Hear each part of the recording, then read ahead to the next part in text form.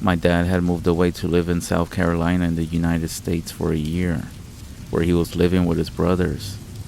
He had tried to stay here in Mexico with his business, his car, tire business. It was right there on the side of the road until almost no one passed by anymore, and eventually business went down. But he tried. He tried in many ways until nothing was working.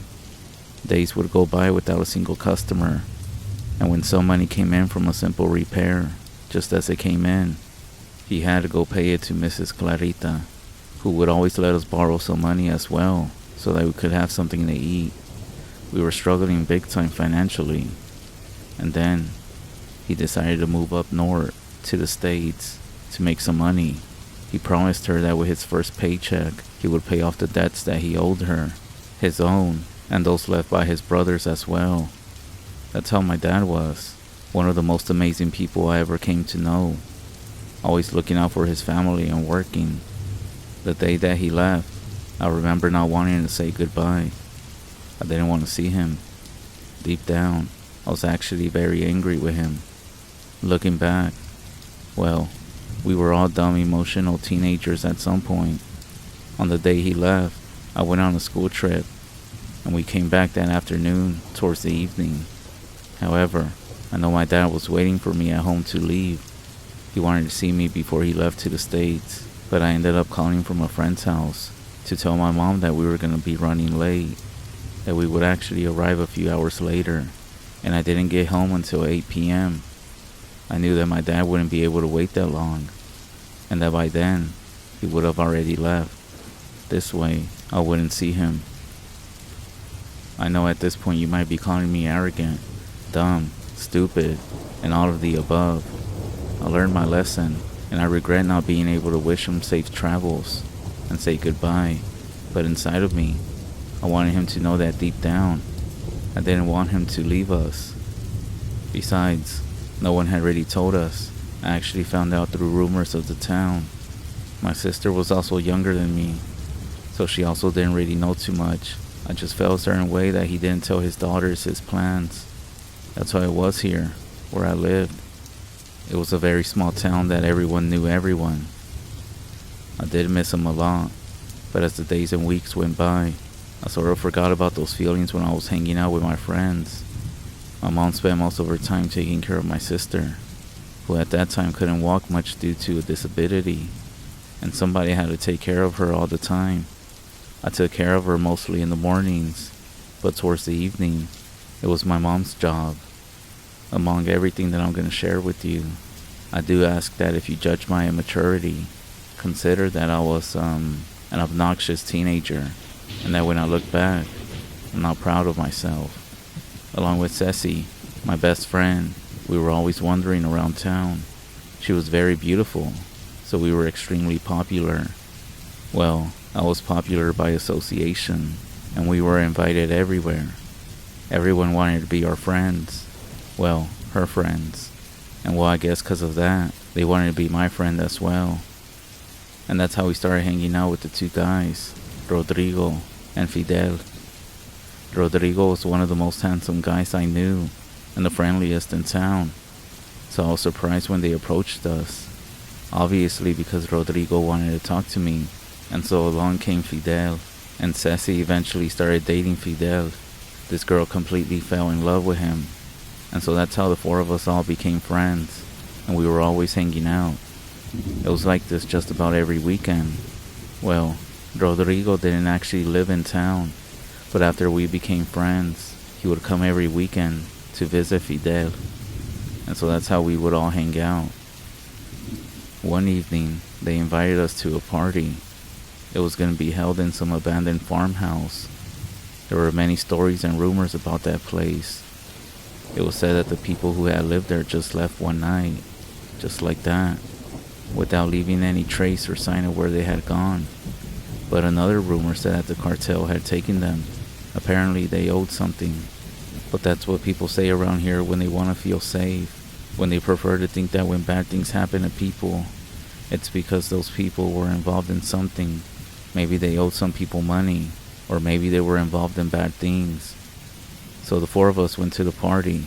When we got to this farmhouse, Let me just say that the vibe was just off. It felt strange, as if something terrible happened there. Maybe it was because of the rumors and stories told about it. Not to mention, we didn't really know some of the people who were there. Pretty strange. Especially because, like I said, it was a small town and we sort of didn't recognize anybody there. At least outside of Rodrigo and Fidel. We weren't drinking, and I suppose that's why we were the only ones who felt this way. Everyone else seemed to be enjoying themselves. So as soon as we could, we were able to get Rodrigo and Fidel's attention, and we told them that we wanted to leave. When we left, I swear the vibe that we had felt earlier, and all the feelings, just went away. I blamed it on the violence of that place, not exactly to anything paranormal. However, I must say that this town where I live is known for 3 things, and please, keep this in mind for everything else that I'm going to tell you. 1. People don't live here for long. They move in, and they end up leaving just like that. 2. This sort of connects with number 1, but half of the people who leave end up in the cartel by choice or by force. And 3, most important, we are known for the witches, for witchcraft. However, one doesn't have to worry about them. As long as you don't mess with them, they don't mess with the people.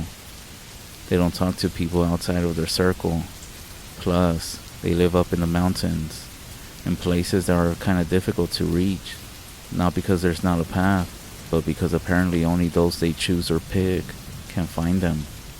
The witches here never let themselves be seen, so much so that when you grow up, you think they are just stories told by your parents, by other adults, just to scare us. Now when I say witches, I don't mean old ladies in pointy hats and brooms. I mean people who just practice witchcraft. I relate this to people who have neighbors, or know people who practice cleansings and healings and stuff like that. Well, that's how it is in this town. Technically, everybody practices witchcraft to an extent, however you decide to define that. Anyways, so after the party, which felt odd from the start, it was still early, and we all debated on what to do next. Fidel suggested that we go visit the old cemetery just to read the graves, and at that age, the thought of sneaking around a cemetery, it sounded like the perfect adventure. The cemetery wasn't far, and with that in mind, we all decided to go. As we all got into the car, everybody was excited and nervous. The closer we got to it, the more quiet we all became.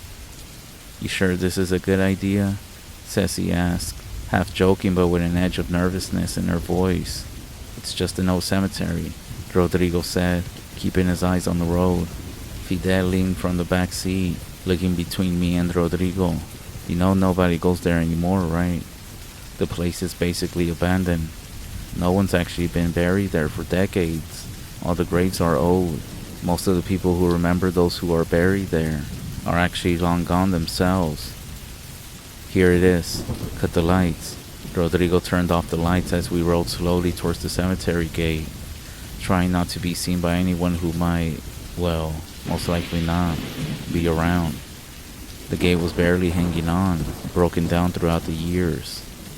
It's kinda sad when you think about it. All these people buried and forgotten. Even the ones who used to visit them are gone now, like they never existed. Almost like no one remembers you when you're gone. The cemetery was actually older than the town itself, and no one had taken care of it in so many years. The fencing had long been knocked down, and the ground was uneven, with weeds overtaking the headstones. There wasn't even any more room for new graves, so the place was left to just decay. Rodrigo turned off the engine. "Alright, here we are," he said, his voice a little too casual. We all sat there for a moment, staring into the darkness. Ceci took a deep breath. "Alright, let's do this. Who's going out there first?" she asked. We all laughed nervously and just got out of the car. The cemetery didn't seem that scary anymore. Sure, it was old and overgrown, but it wasn't like we were walking into some scary movie. I looked around, and for a moment, it actually felt pretty peaceful. Rodrigo reached for my hand as we started walking. even though I wasn't exactly scared. A few yards ahead, Fidel and Ceci were in their own world, whispering to each other. We walked around like that for a bit, pointing out an interesting gravestone here and there, or just making jokes here and there. Honestly, this place isn't that scary, I said to Rodrigo. I thought we would be freaking out by now. He squeezed my hand. Yeah, I kinda expected more, but as long as I'm spending time with you, I don't care what we do, Rodrigo said. Eventually, we caught up with Ceci and Fidel near the edge of the cemetery. All of us starting to relax a bit. If anything, we started laughing because of how non-adventurous the night was becoming. Well, this is the last time we let Fidel decide what we're gonna do, I said, and we all started laughing. As we started walking back to the car, for some reason, I looked back one more time, and that's when I saw her. A woman, standing out in the distance. Her back was turned towards us. I stopped, and Rodrigo stopped as well. Before turning back around, I said, "Hey, do y'all see that?" As I turned to face my friends, they were already looking back as well. Without saying a word, Fidel motioned for us to stay quiet and to move behind a tombstone with him, all of us hiding as we stared at this person. "Do y'all know who she is?" Fidel whispered. Nobody said anything. Y'all, for the first time, we are seeing one of the witches from the mountains. My sister has told me that sometimes they come down here for the soil, apparently because their own soil isn't good enough for their rituals, Fidel said. Their own? What do you mean their own? I asked. Yeah, the soil from their cemetery. The witch's cemetery? I asked, confused. Come on now, where do you think they live? Where do you think they go? What stories do you hear around here? I thought you've been here your whole life, he continued. Look, they say that just up in the mountain here, there's a small cemetery with just a few graves, but instead of crosses, they have satanic symbols. It's a witch's cemetery. They often go there to perform their rituals, because apparently it's a very powerful place, as it holds the spirits of those who have died. They stay there, but when they need cemetery soil, which is holy ground, they have to come down here, to this one. People say that they also take pieces of the dead when they need them. We all continued staring at her as she started walking into the tree line, without having the slightest idea what Fidel was talking about, ignoring him basically as we were too busy looking at this witch. Sassy started giggling, and we asked what she was laughing at, and she said, "How old are y'all to still believe in witches?" "Oh, you don't believe me? You think these are just stories? Fine, let's go follow her. I know where she's heading. You two can stay in the car and keep it running because I guarantee you we're gonna come back running." Sassy stayed quiet for a minute, and then, surprisingly, she agreed. And here I go with my stupid choices as well. But I wasn't gonna wait in the car with Rodrigo alone. We were coming too, and I wanted to see it for myself as well. I guess you can say that I spoke for both of us, even though by the look on his face, I could tell that Rodrigo was a bit scared. He most likely didn't want to go. And well, after what happened, I know if we could go back, we would have just ran out of there instead. So that's what we did. We started following her, keeping our distance and staying quiet as we moved out of the cemetery and into the tree line. The woman walked very slowly.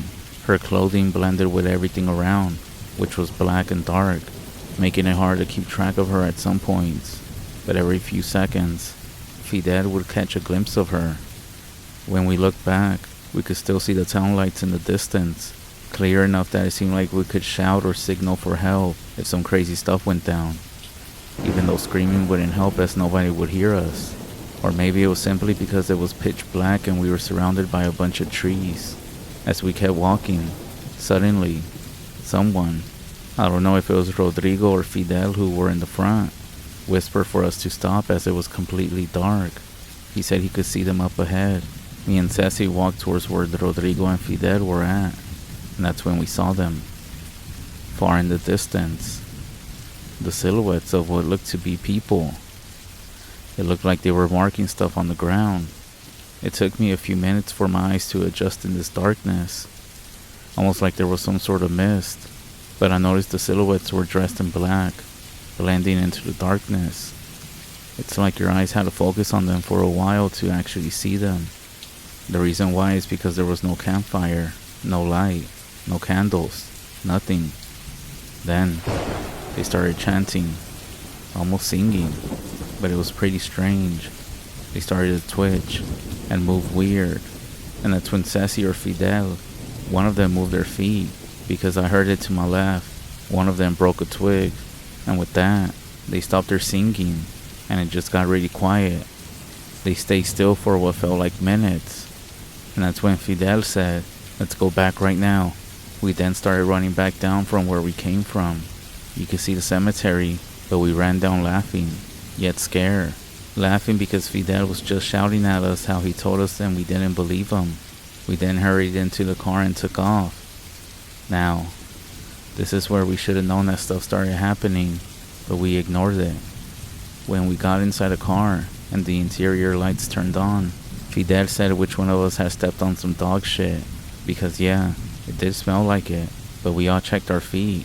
But we realized that all of our shoes seemed to be covered in dirt, some yellow dirt that had a disgusting smell.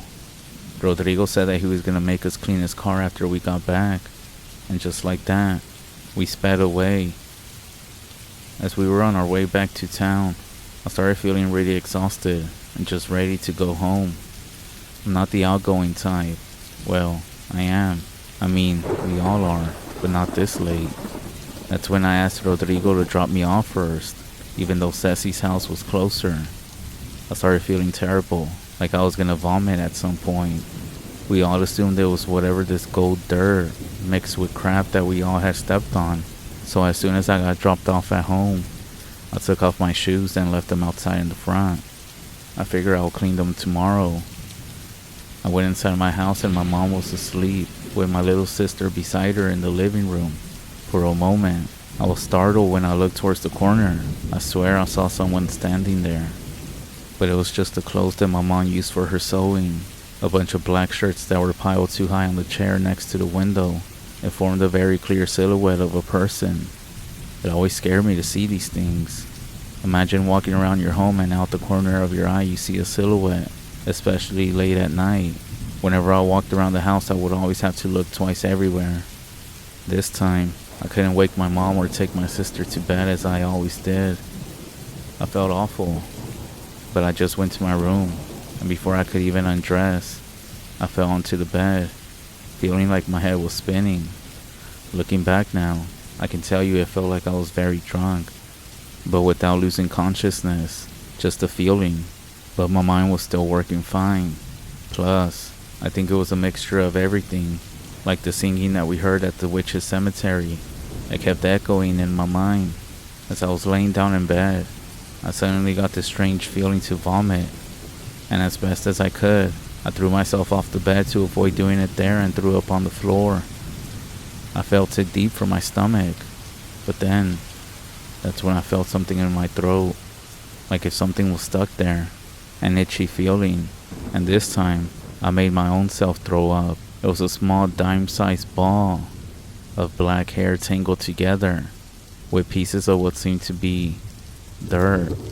I don't know why, and I'm not sure how to explain it or why I thought what I did at that moment, but I started freaking out because I had this feeling that it was a dead person's hair. So much for sleeping right away. I cleaned everything up and went to go shower. When I came back out and laid in bed, I was looking up at the ceiling, and my head started to feel like it was spinning. I felt some sort of headache coming, and I started feeling dizzy to the point where I just passed out. As I woke up in the early morning, I was on the floor, somehow, even though I know I fell asleep on the bed, but I did feel better. However, I could still hear that same singing echoing in my head, and the only thing I could think of was that I had to go back, that I had to take this thing, this hair, whatever it was, back to the cemetery. I couldn't stop thinking about it that morning, and so I decided that I was going to do it. My mom then told me early in the morning that she was going to go make deliveries of the shirts and dresses that she made. and that she would leave my sister with me to take care of her. As soon as she left, I immediately put a jacket and a raincoat on my sister, and then I called Rodrigo to come pick us up and take us back to the cemetery. I didn't explain to him why or anything, and he just said that he would be here shortly.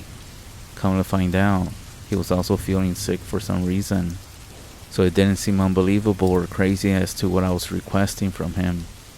About 15 minutes later, he was outside my house. Just as an FYI, in small towns like this, where stories of witches and curses are told from one generation to the next, there's one rule that everyone knows. If you are ever touched by witchcraft, you have to go back where everything happened and undo what was done. It's not just superstition, it's something that everyone believes. As we got inside the car, I put my sister in the back and I got in the front. As soon as I opened the door, I noticed that his car had been cleaned already. Dang, that was fast, I said. Rodrigo looked at me weird and said, it was actually like this when I got inside of it this morning. Like all the dirt just went away. Weird. I didn't want to talk about what we did last night in front of my sister, so I simply waited for us to get to the cemetery. After a while of just being silent, the rain had almost stopped when we arrived. We got there and my sister was just looking everywhere, but I know she would be fine. I told her to wait for us in the car and that we wouldn't take long, and Rodrigo and I began to walk towards the cemetery. When we were a bit further from the car, that's when I stopped Rodrigo and told him, do you know about the stories that were told growing up, about the witches and the curses? Did your parents ever tell you these things growing up? Yeah, they did, he said, his voice quiet. Why do you ask? I took a deep breath.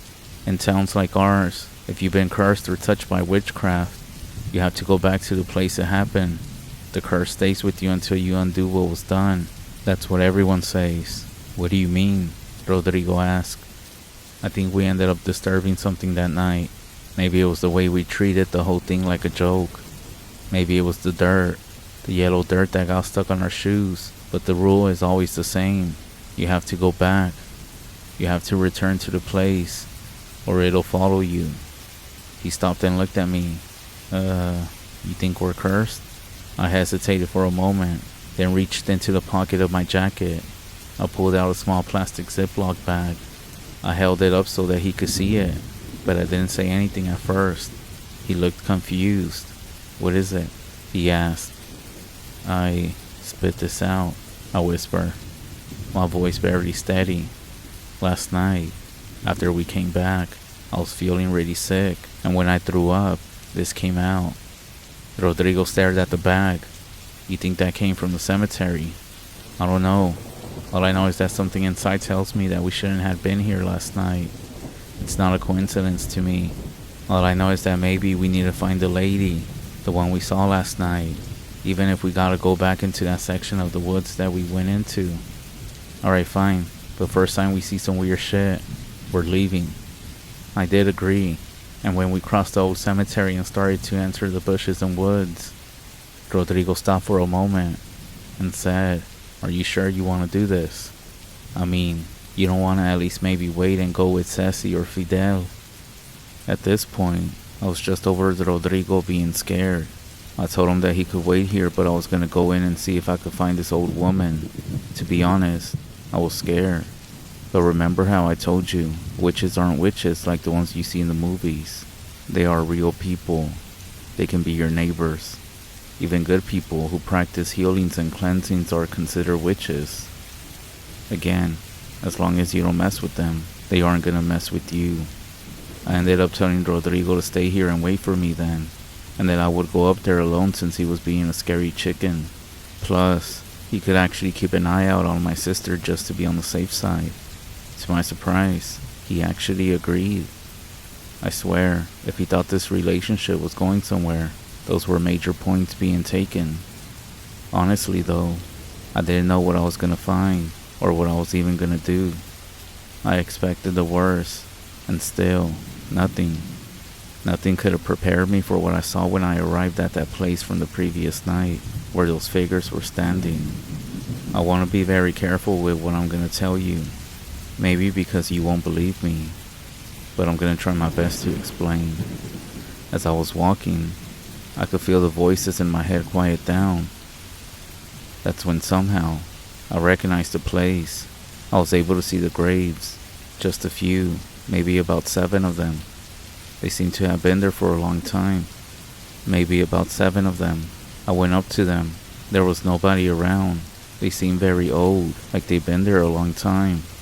The weird thing is that instead of crosses like in the old cemetery, there were all sorts of wooden symbols.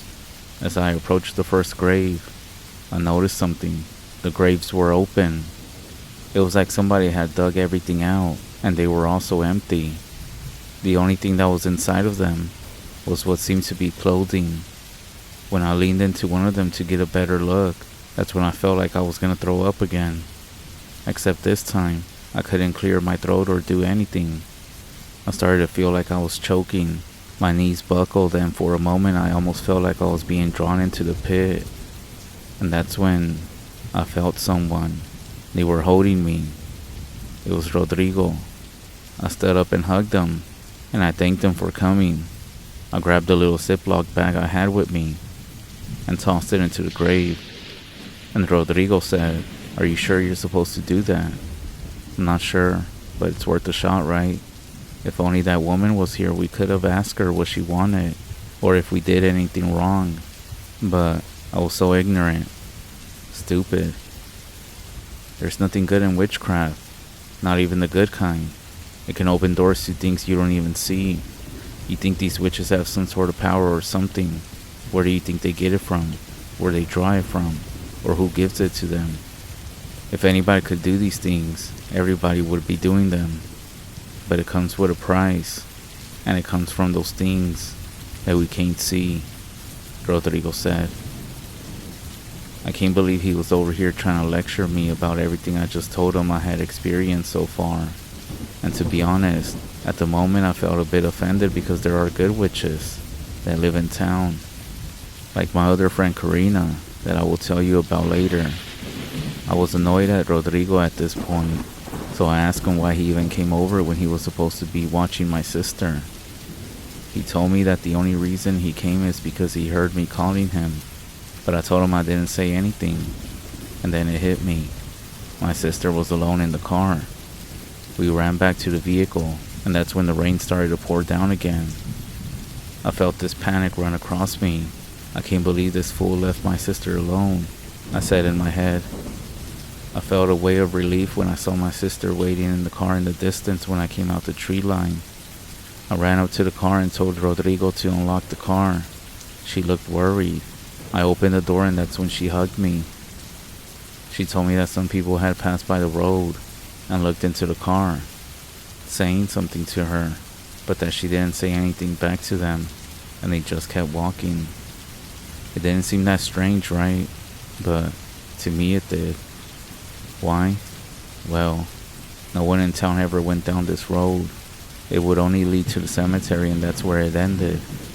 No one had any reason to go to this area, especially in this weather. There were no houses nearby, and the road didn't go anywhere else. I told my sister that there were most likely neighbors from the nearby house, even though there wasn't any nearby houses. But that's what I told her, just to keep her from being worried. That's when Rodrigo said, "Yeah, let's not come here again. By the way, clean your shoes." As I realized I was covering that yellowish mud dirt again, and he was too. Rodrigo dropped us off at home, not even saying anything on the way back home, which was actually perfect. For the next several days, it seemed like everything had just went away.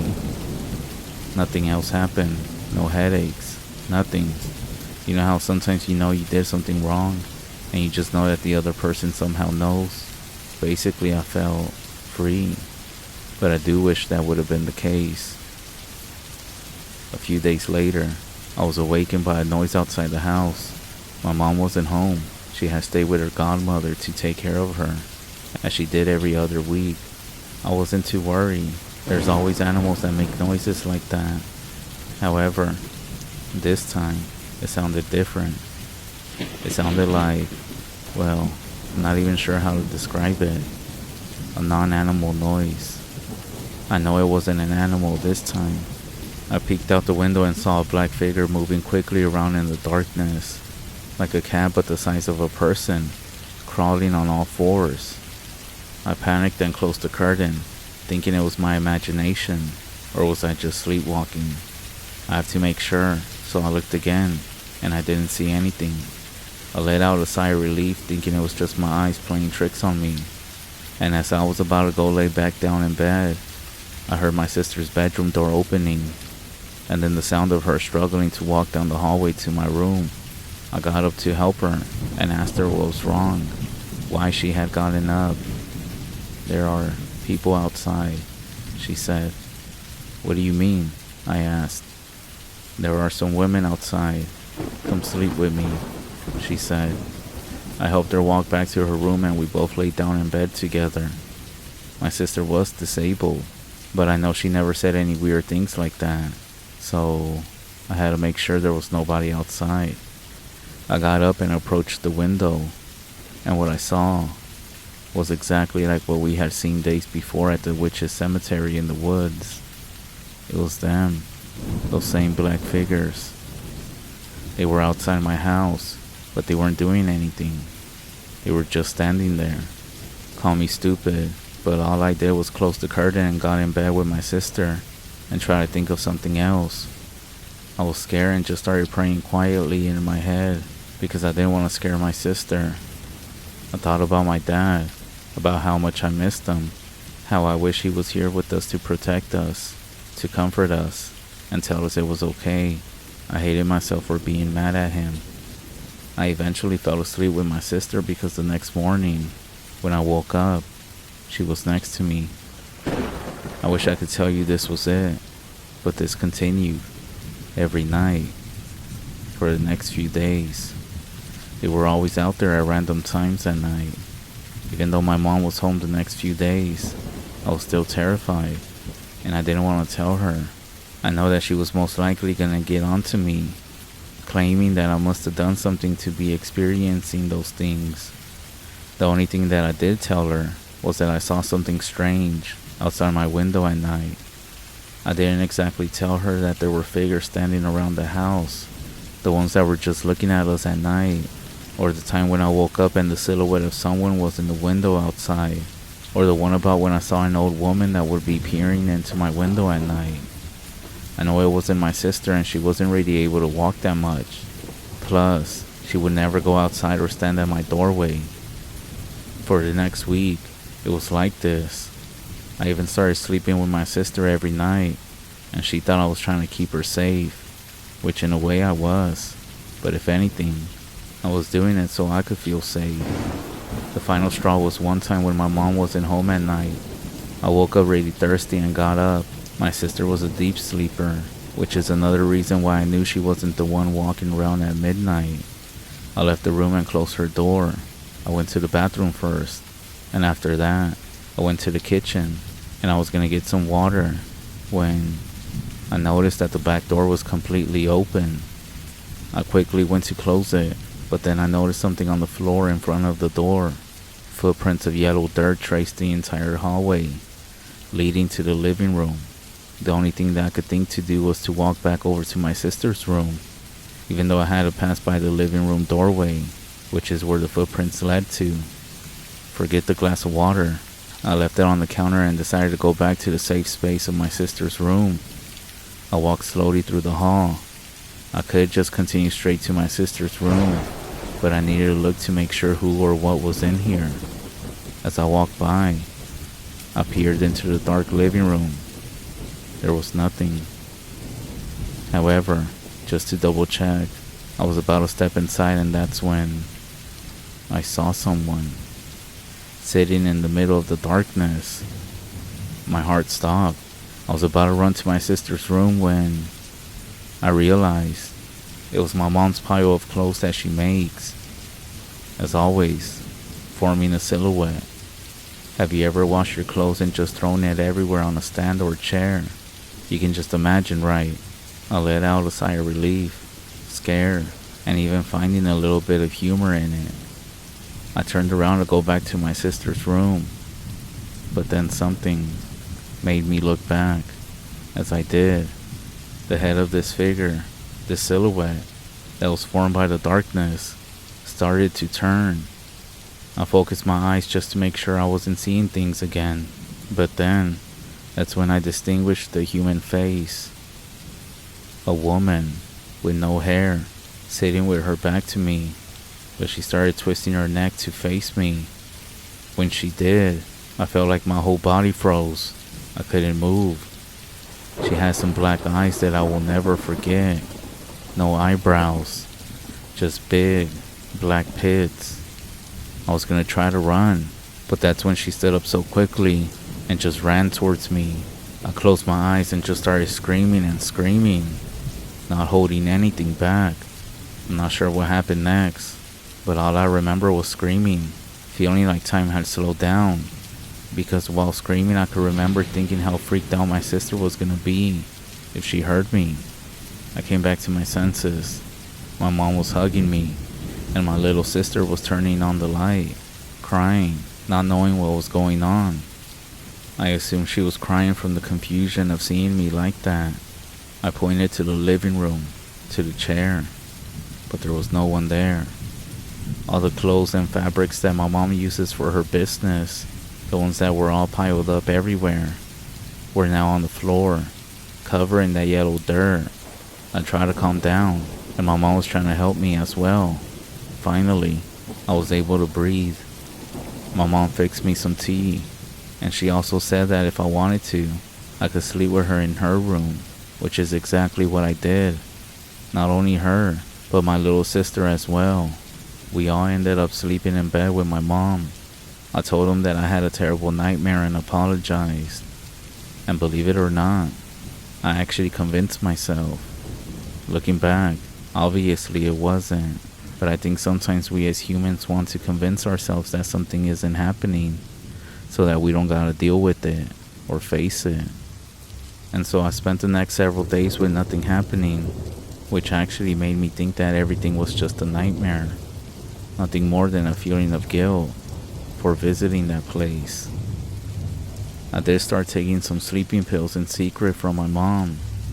As a matter of fact, the same ones that she would use, as she could no longer sleep without them because of the stress caused by my father's absence, or the financial struggles of having to provide and also maintain us as a family. There were many times I think she actually didn't mind, and maybe it even felt comfortable me being there with her. I thought everything was fine and back to normal. However, that's when the rumors started. People were saying that some of the old graves in the old cemetery had been opened, vandalized, and suddenly, everyone was talking about the same thing. Out of nowhere, all the gossip was about the cemetery, the one that no one went to anymore, the one that we actually went to go visit. It was filled with people, with police officers, even people from the capital. In a small town like this, something like this is sure to make the news, at least in our local news, because not only were some of the graves digged out, on 7 of them, the bodies were taken, at least what was left of the bodies. Now, there was no Facebook yet, but the photos started going around in email chains and in some forums that were used to keep the community informed. Many people were talking about who could have done this, while other people were saying that it was the witches. Everyone knew there was women who practiced witchcraft. Some of the rumors were that you never knew who was a witch. It might have been your neighbor, so when people spoke of them, they wouldn't exactly say it was the witches, as they were scared to say it. They just described the bad witches as old women who roamed naked throughout the forest, who would come down to steal some of the livestock. Some stories were even used by parents to scare children at night. The talk was that the bodies were used by witches for their own ritual. But the mayor of this town, a middle school teacher who didn't even know how he ended up in that position, tried hard to convince people that it was all nonsense, but he assured the town that it wasn't anything paranormal or witchcraft itself. He swore up and down that none of that was true, that it was most likely some of the young kids who, again, everyone in town knows that only the young kids go to that place to smoke and drink, to get away from the public and not be seen. He said that this had nothing to do with somebody doing witchcraft, that there wasn't a witch's cemetery. I couldn't help but think that maybe all of this had something to do with what we saw and experienced that night. But I couldn't say anything. I had to keep it a secret. Why get myself into trouble? Why get involved in something I shouldn't? Why should I admit that we walked to that hidden cemetery and that it was real? That we saw those figures, those witches. The next day, even though there were always 2 policemen guarding the cemetery that the mayor had actually placed there to guard it further from anything else, they found something strange. Well, not really strange. They found the remains of something, of someone. People started saying that the witches left something, or someone, a body, but it was in a terrible state. The talk, or the rumor, was that it was the body of a kid, or what was left of him at least. They had placed it in one of the 7 graves. This actually did cause true fear in the whole town. The people in the town began to stay inside at night, saying that the witches were on the loose and hunting. The only people who went out at night from that day on were the police and the mayor and his wife. The mayor wanted to show the people that there was nothing to fear, that there was nothing going on. But there was one night when I chose not to take those sleeping pills. I just didn't want to grow dependent on them. And that night, something woke me up around 3 in the morning. I got up from the bed and looked out the window. Nobody was there, but that's when I heard voices coming from the hallway. I stepped out of my room and the hallway was empty, but that's when I heard a strange, raspy voice coming from my little sister's room. But the voice, or whatever it was not my sister's voice. It was the sound of an old woman. I ran to her door, terrified, but it was locked. No matter how hard I tried to open it, it wouldn't budge. And that was impossible because our doors didn't have locks. But the doorknob wouldn't turn. It was almost like someone was holding it from the inside to prevent me from going in. I went to get my mom, but she wouldn't wake up. So I went back, determined to break down my sister's door if I needed to. But this time, it opened. My sister opened it, looking at me like if she had just woken up. I hugged her and checked her room, but everything was fine, normal. I asked her what happened, who was in there with her, hoping that she would say no one, that it was all a mistake, and that maybe I was dreaming. But instead, she said she left. Who was in here with you? I asked. The lady, the old woman, with no eyes or hair, the old woman who comes every night. I took a few seconds to process what I just heard, to ask her what the hell she meant by saying that she came every night. I couldn't believe it. My little sister had been experiencing all of this and hadn't told us. She could barely walk a few steps without falling, without needing somebody's help. She had been going through all of this alone for so many nights. It broke my heart. She told me it was the woman from the yard, among other figures as well. But only she would come close to the window, looking in.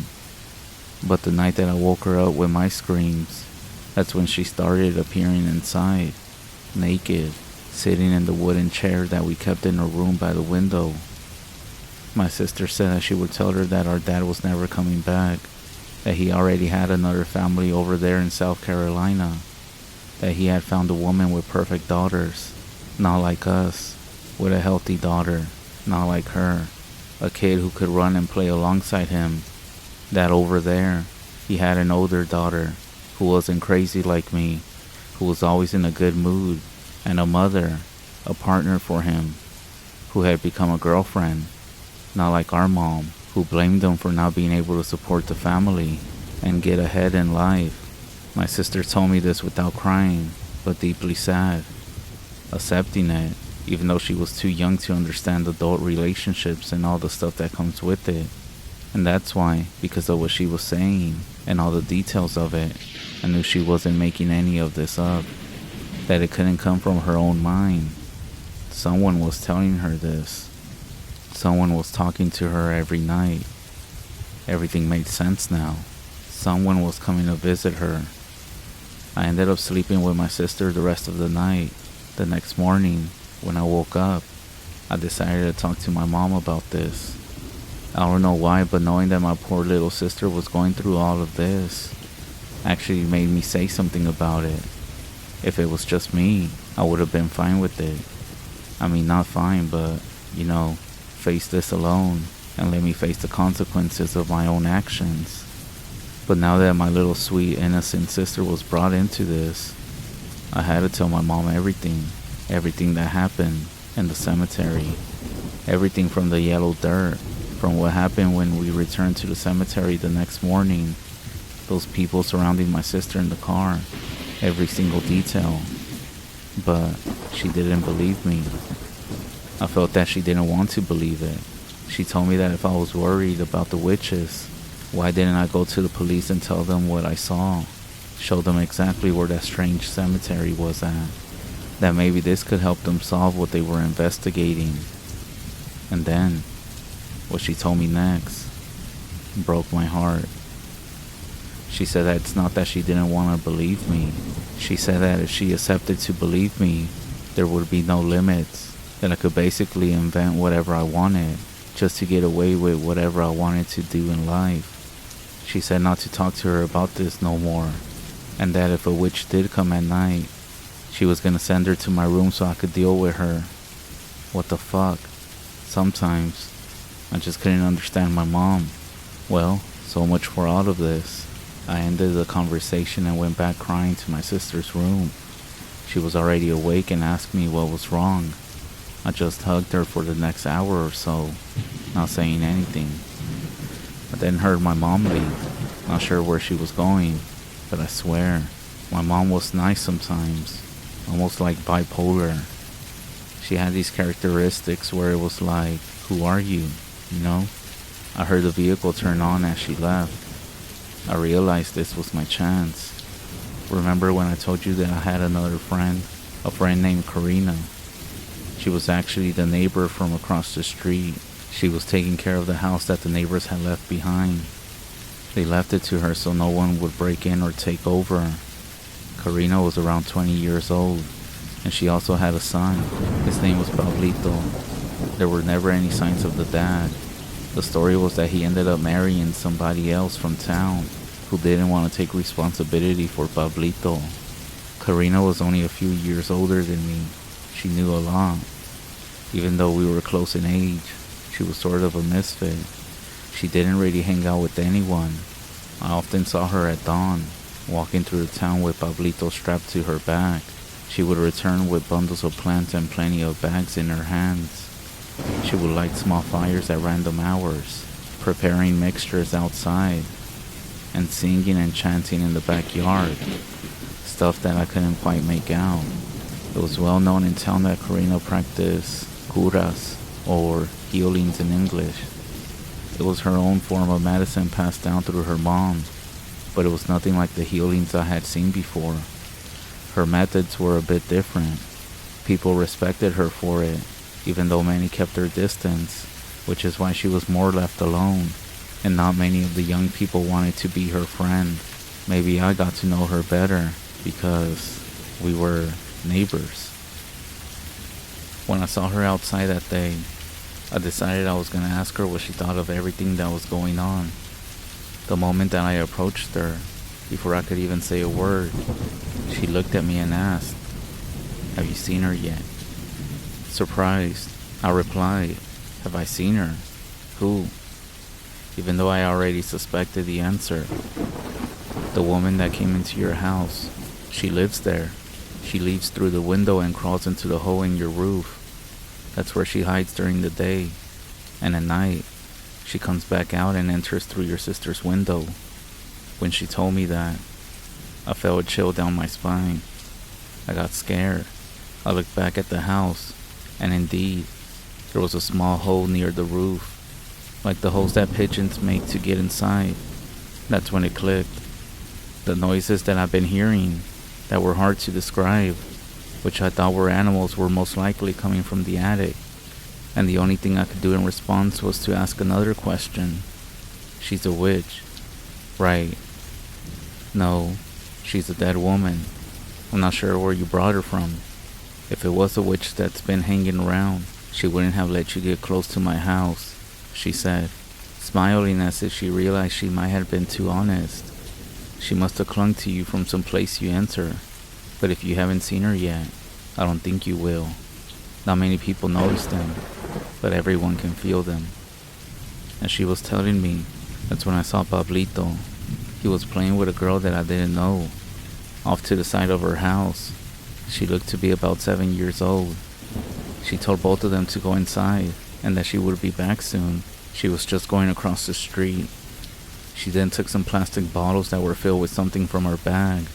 It almost felt like she was expecting me this whole time. They don't always stick around much, but with a good cura, a good cleansing, they leave. They go back to where they came from. By the way, where did you go to bring this one back with you? She was asking as we crossed the street together. There's been a bunch of times where I had the chance to talk with Karina, but I was always amazed by how she spoke about these things. I think that's why for the first time in days, I felt peace, almost safe around her.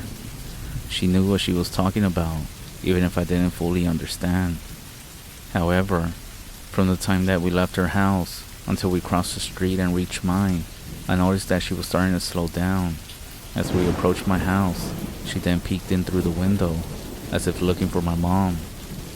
And I told her not to worry, that my mom wasn't home. My mom didn't like me spending much time with Karina, and she also knew that. Everyone in town sort of felt this way. One, because they blamed her and accused her of witching the guy that she was with, and that apparently that's why he left her, because again, everyone knew that she practiced her own stuff. She started to shrug her shoulders and said she felt something strange on the back of her neck. She then asked if we had a ladder or something to get to the roof. I said no, but my dad left a bunch of crates from his business in the backyard, so we went and pulled some crates we had behind the house and set them up to stand on them, our own little platform. She then soaked the cloth with water from one of the bottles that she had brought. She started praying something, and then stopped again. It really seemed like something was bothering her. Something was making her feel uncomfortable. The confidence that she had a few moments ago was nowhere to be found. She climbed into the crates with the soaked cloth in hand, and was able to peer through the hole in the roof, and that's when she gasped. She then jumped down and started walking towards her house, dropping her bottles, dropping the cloth, and almost running back across the street. I followed right behind her, very confused, asking what was going on, and she kept repeating that I should take the cloth, wipe down the doors of my house, take the bottles and sprinkle them on the doors and windows. I kept asking her why, asking what she was going to do about the woman on the roof. She then ran inside her house, and with the door half open, she looked out, scared, and told me not to go near that hole in the roof, to use what she had given me, that maybe it would help me get through the night calmly, but that she couldn't help me any further. And just like that, she slammed the door in my face. I knocked again after she slammed the door, begging her to tell me what was happening. I asked her what she would do if it was her kid in that house, like my sister was. She opened the door, looking down, avoiding to look behind me at the house, and she said, "There are many of them hiding in your roof." They looked at me. They're awake. I saw their eyes shining in there, like animals. They're feeding off of somebody. I don't know how long they've been there. I don't know where you went, but I can't help you anymore. I only know how to do little things. I'm sorry, really, I can't help you anymore. She then asked me to come closer, and when I did, she whispered in my ear, "There's a witch in your house. She's calling the dead." And just like that, she slammed the door in my face again. I ended up walking back home confused, wondering if everything was true. I mean, she didn't have a reason to lie. I got back home and got on the phone with Rodrigo to find out what the heck is going on in this town. His mom asked me if he wasn't with me, and I told her no. She asked if he was okay, and she said that her son had been acting very strange. She also said that Fidel had come to look for him in the middle of the night, and they stayed talking outside for a long time. She mentioned that Fidel looked very thin, like he hadn't eaten in days, and that's when it hit me. I realized it's been about a week since I had spoken with Fidel or Ceci. Not sure if it was just because of everything going on, but it had been about a week now since I heard from them both. She told me that this whole time she thought he was in our town, hanging out with us and staying with Fidel. I told her I'm not sure, but if I was to hear from him, I would let her know. Well, so much for him being dependable. I made my sister breakfast that morning, and we just talked. It felt nice. I went out with my sister, and we went around the neighborhood. I was pushing her wheelchair because she couldn't walk. Well, she could walk, but only a little bit before getting tired, and her legs giving out. Not just her legs, but her voice too. She was always feeling very weak. It wasn't anybody's fault that she was born like this. So I would try my best to be the best sister she could have. Sometimes I did feel guilty or bad because I would go out with my friends and she couldn't go nowhere but stay at home. She didn't even have friends. The only friends that she had was me and my mom and, well, my dad, but he was nowhere to be found. He hadn't even called back home since he left. What if he really did start another life in the States? This wouldn't surprise me. A lot of people do that. A lot of men. They end up leaving saying that they're gonna get a visa or permit, and they go make some money and come back. Sometimes they just disappear, building a whole different life up north. We were outside that whole afternoon just going to the market square, looking at the different vendors, and we just spent the day together, clearly to stay away from the house. After a few hours, I figured my mom would be back home and we decided to go back. My sister was very sleepy that she even fell asleep on the wheelchair, but it was okay. She spent most of the day sleeping the past few days, and now I finally understood why she couldn't sleep at night, at least the past few days. When we got home, the door was open, and my mom was standing in the doorway, very angry, looking at some of the stuff Karina had left. "What is this?" my mom asked, pointing at the bottles. "They're from Karina. She told us it's to keep us safe, that we need to sprinkle some of it around the house." But my mom cut me off, grabbing my chin, saying, "Don't you dare sprinkle this around the house." And she walked away, still mumbling though, 'cause I could hear. "You don't listen. Why don't you just listen? Why are you just like your father? Y'all don't even do anything around here." She then started pacing back and forth. She then took her container of pills out of her pocket, stormed inside, and I could hear that she locked herself in her room before I could even say anything. My sister started crying, and I just told her it was going to be alright, that mom is having a bad time from working so much. As I was moving the wheelchair up the steps to the doorway, the car pulls up to the driveway of the house. It was Rodrigo, and Ceci was with them. I was so happy to see them. Without even saying anything, I closed the house door and locked it, just in case my mom stepped out of the room she wouldn't hear us. Rodrigo and Ceci stepped out of the car. Ceci looked like a different person. She seemed to have aged, looking twice her age, heavy eye bags and looking like she hadn't slept. She asked me how we were holding up. I asked her, "What do you mean?" And she replied, "Isn't there someone in your house? Didn't someone follow you from the cemetery?" I briefly described everything I've been experiencing, and I even described everything that my sister was experiencing. "Yeah, it's her," Ceci said. "I only see her as a floating head in my room, but it's the same woman. The one without eyebrows or hair. She appears to me just like that, just a floating head in the middle of the night. Not only that, I spoke with Fidel and he said that we needed to go back to the witches' cemetery. He said that we have to return with everything that we brought, including the clothes that we wore when we first went in there, and burn it all there, inside of the graves. Basically purify ourselves. He said he doesn't know if it's gonna work, but it's worth the shot." I looked around, and that's when I said, "So, where is he?" He said he wasn't feeling good today when I called him this morning, so he was just gonna stay at home. Ceci said, "Let's go see him." I'm sure all of us convincing him will make him get up, even if he's sick. As I said that, Sassy got quiet. We tried to go pick him up, but his mom said that she hasn't seen him, and she thought he was with us. That's weird.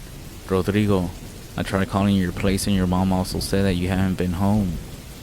He looked at me and said, I slept over at Fidel's house, and this morning I stepped out, but when I came back to his house a few hours ago, his mom said that he thought he had left with me, and that's when I went over to Sassy's house, and now we came over here. Maybe he went to the cemetery, but that wouldn't make sense. We can't even go near that place because of the police, and because of the body that they found, they would blame us. The mayor had been pushing the idea that there were no witches, it was just the local kids, and if we weren't safe, we would be the ones to be blamed.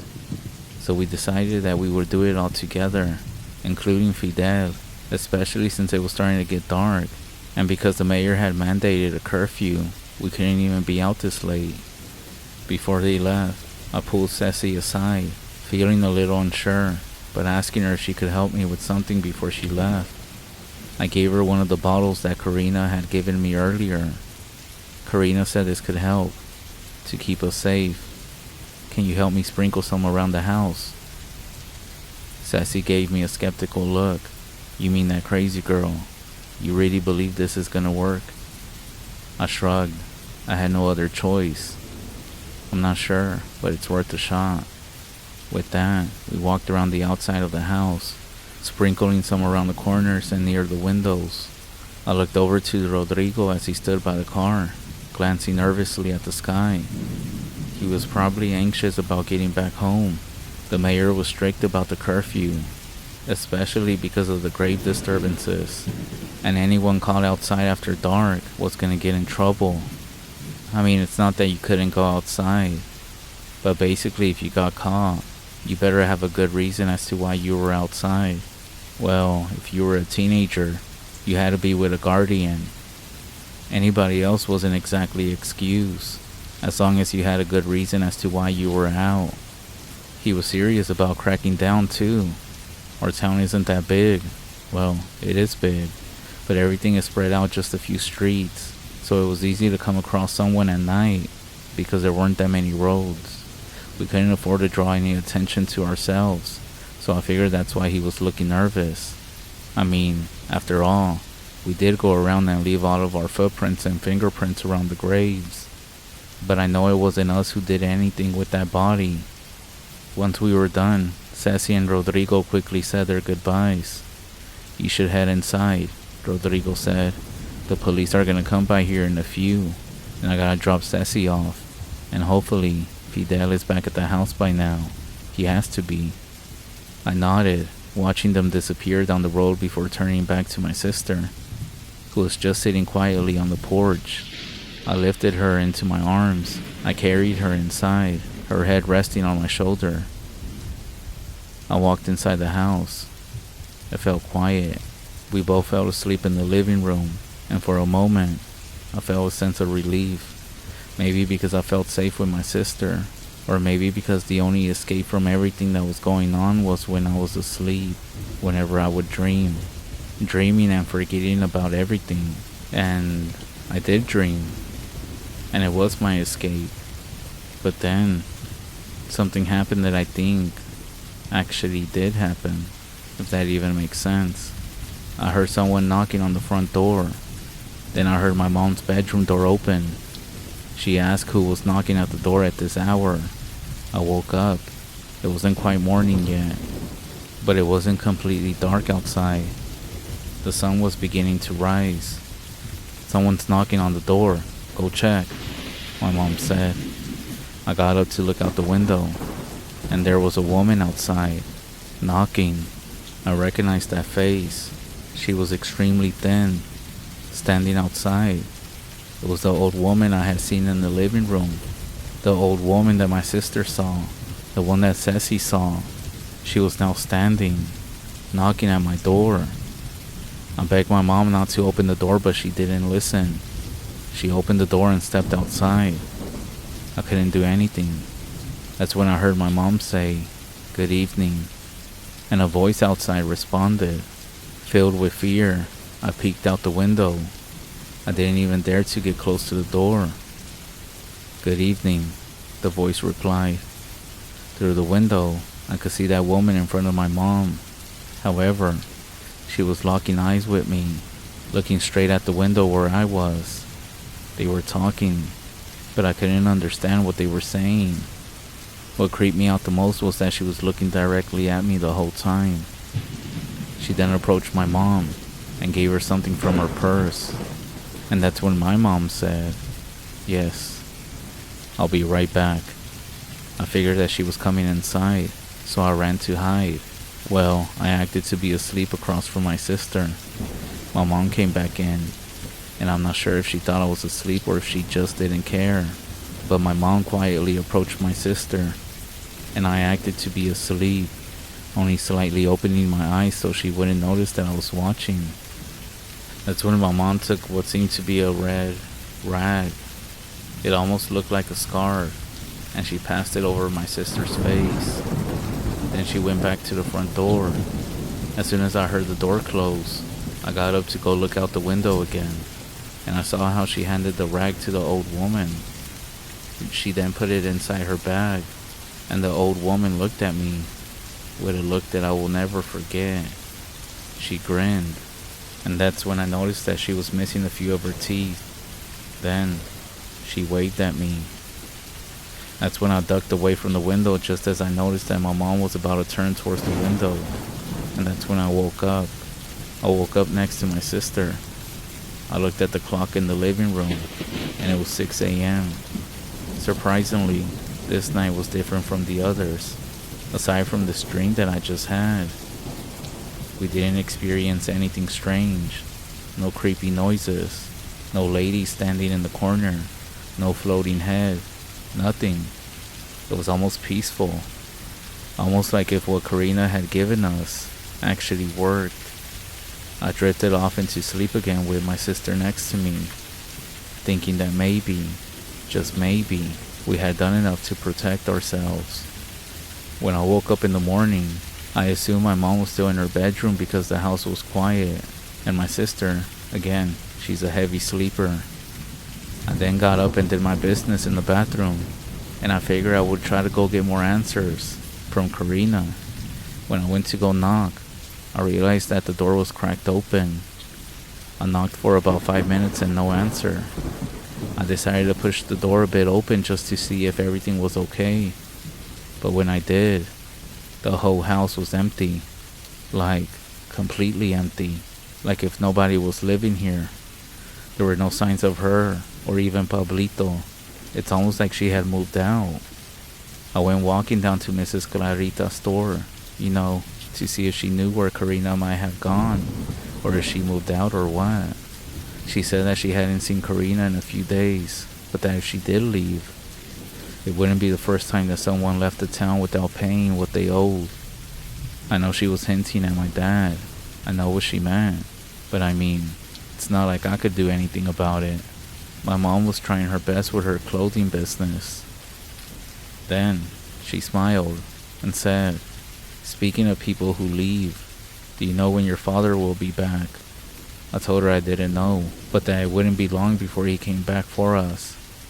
I say that because I really did want him to come back and just move us out of this cursed place.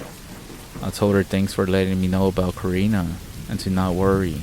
When my dad comes back, he's gonna pay her in advance. Yeah, right, I thought. I have no idea when he's coming back. As I was walking back home, I started thinking about how I couldn't trust my mom anymore. I had no idea what my mom had done, what she was doing, where she had been going, or anything. Damn, I wish my dad was here. I regretted big time not saying goodbye to him. I miss him taking me out and holding me, always locking down the house and making sure everyone was inside. Then, I got angry. I started to remember what the old lady who appeared to my sister said about him, that he wasn't gonna come back, that he had another family, and had forgotten about us. When I got back to the house, it was quiet. My mom wasn't home. I wonder where she went this time. And for a moment, I actually felt a small sense of relief. I actually felt better. Well, the house itself felt better when my mom wasn't home. My sister was still fast asleep in the living room, so I decided to make us some breakfast. It felt good, just spending time with my sister, playing with her as she woke up and having a normal morning for once. We hung out together, eating, and just watching a novela. Just as I was starting to feel some sense of calm, the house phone started ringing. I picked it up, and on the other end was Ceci, her voice shaky. "You need to come over right now. Please, we also have an idea." Without thinking twice, I convinced my sister for us to go to Ceci's house. She gave me a look like, here we go again. But that's how she was. I mean, there was no way I was going to leave her alone here. I packed everything up for my sister, and I grabbed her wheelchair and off we went. It was midday by the time that we got there. The streets were empty. The whole town was empty. People almost seemed to be afraid of everything that was going on. Well, with the graves and everything else, that is. Including the curfew. Especially because nobody wanted to take a risk and be caught outside after dark. Especially after what was found later. That poor kid, or what was left of him, buried in those graves. When I finally got to Ceci's house, Fidel and Rodrigo were already there. I started to wonder why Rodrigo hadn't picked me up at this point, instead of having to walk with my sister all the way over here. I figured he must have been dealing with something as well, because when I got there, they all looked different. Even Rodrigo looked like he hadn't slept in days. I told my sister that we were just going to be here for a few, and I placed her in the living room with the TV on. And so all of us moved to the dining table, sitting down. We ended up talking about everything that was going on, and even Rodrigo said that he started experiencing some things at Fidel's house. Basically, we all determined it had something to do with this creepy woman that we all kept seeing. Ceci then said that after her and Rodrigo left my house last night, they went over to Fidel's house, and he was there, so they were just chilling outside in the front porch. Eventually, Rodrigo went inside the house to sleep, and that as they were just outside talking, they started to hear some crying. It sounded so close they assumed they were no longer in danger. Well, let me backtrack. You know how people down here say when it comes to La Llorona, that if you hear her cries far away, she's close. But if you hear her cries nearby, she's actually leaving. Well, they said that's what they heard, but that suddenly, down the street, they heard a woman who was walking, crying out loud, talking to herself and crying, looking around and turning towards them. When she saw them, she ran up to them and they were gonna run inside the house, but Ceci's mom had locked the door so that they wouldn't go inside. For all you young people, when we would visit each other and our parents had to go out or something, they would lock us outside so that we wouldn't go inside the house, or they would lock us out and they would go to sleep. That way, they would have to wake up to open the door and find out what time we got home. The next thing you know, the lady is right behind them. As they turned to look at her, she started saying, my son. Ceci started screaming because she recognized her as the mayor's wife. Not only this, she also looked like she was somebody else. Heavy eyes, looking like she hadn't slept or ate in days. She then started saying, my son, give me my son back. Give me my son back. Give me my son back. Then, a police vehicle quickly arrived. It was the mayor. He got out and hugged his wife, apologizing to Ceci and Fidel. But the woman wouldn't stop asking Ceci about her son. But then she started saying, help me find my son. The mayor took her away, and the two policemen apologized to Fidel and Ceci, telling them not to worry, that it was just a mental breakdown that she was having. Ceci then asked the police, officers, but is her son okay? She said that one of the policemen was about to answer when the other one interrupted him, saying, the couple never had children, you know that. They then walked away and left with the mayor. and his wife. I then started telling them about what happened with my mom as well. How I saw my mom go over to my sister and do things to her. Well, not do things, but whatever it is that she passed over her face. I'm not sure if it was a dream or not, but it all felt real. I told them how I had watched from the window as my mom talked with this old woman, the one with the missing teeth, smiling and waving at me. I don't know if I can trust my mom anymore. I don't know if she's part of all this, or if she's being manipulated, but she's been acting very different. Ceci then said, whatever this is, it's getting worse. Everything is. Fidel then said that he remembers, aside from all the stories that he was told about the witches from when he was younger. He said that his mom used to say that this town was full of witches, and that sometimes these witches strike deals with some of the townspeople who could pay or offer something of value, something the witches could feed on. At least that's what some of us were told when we were younger. Rumors, that is. But he always thought they were just stories to scare kids into coming home on time, and so that they wouldn't talk to strangers. Wait, you don't think that my mom is offering my sister's health for something, do you? I said. Who knows what's going on at this point, Fidel said.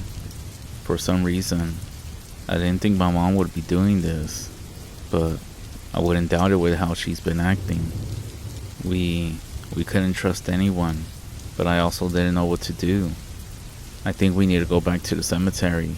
It's not a coincidence that all of this started after we went. We need to find that woman, Fidel suggested. But the cemetery is guarded, Ceci said. Not that cemetery. Back to the witches' cemetery. No one knows where it's at. No one's been there, or will even go there. They're not guarding that one. They're guarding the old cemetery, where the body was found. I don't think they're even looking for it. Why don't we go, before night falls? We still have a few hours before it gets dark, Fidel said. I looked at Rodrigo, who's been quiet this whole time. What do you think? I asked. He looked at me and said, at this point I don't know. Maybe we shouldn't be digging into things we have no business messing with. What if it just makes things worse? Some things are better just left alone, where we shouldn't have been in the first place, Rodrigo said. Only the police and the mayor and his wife were out at night, trying to convince everyone that there was nothing to fear, that there were no witches. That's what they told everybody. Even rumors began to spread in town that on top of this, people could hear the Llorona at night. And this was true, to a certain extent. I believe it was the mayor's wife, since that's who Fidel and Ceci came across. I ended up leaving my sister at Ceci's house.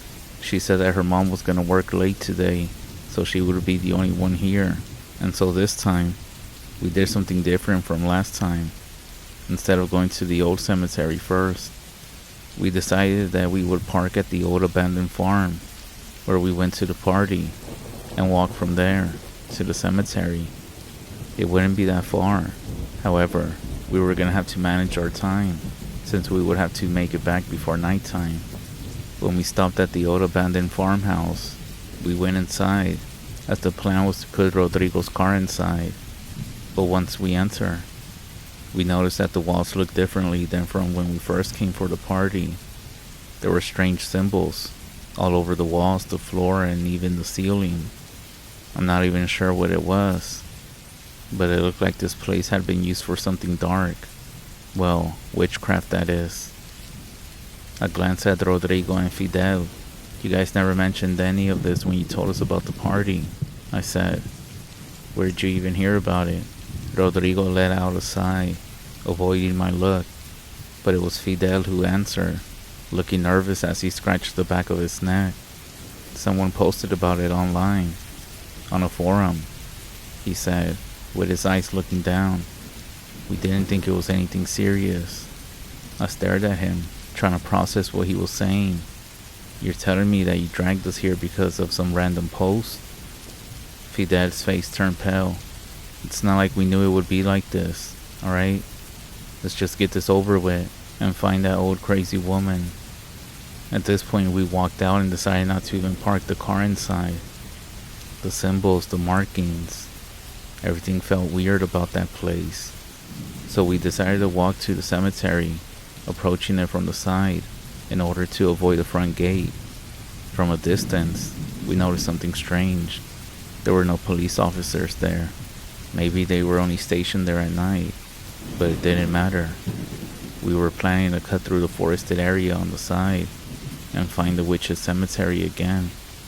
We did end up walking through all the brush and the branches and trees.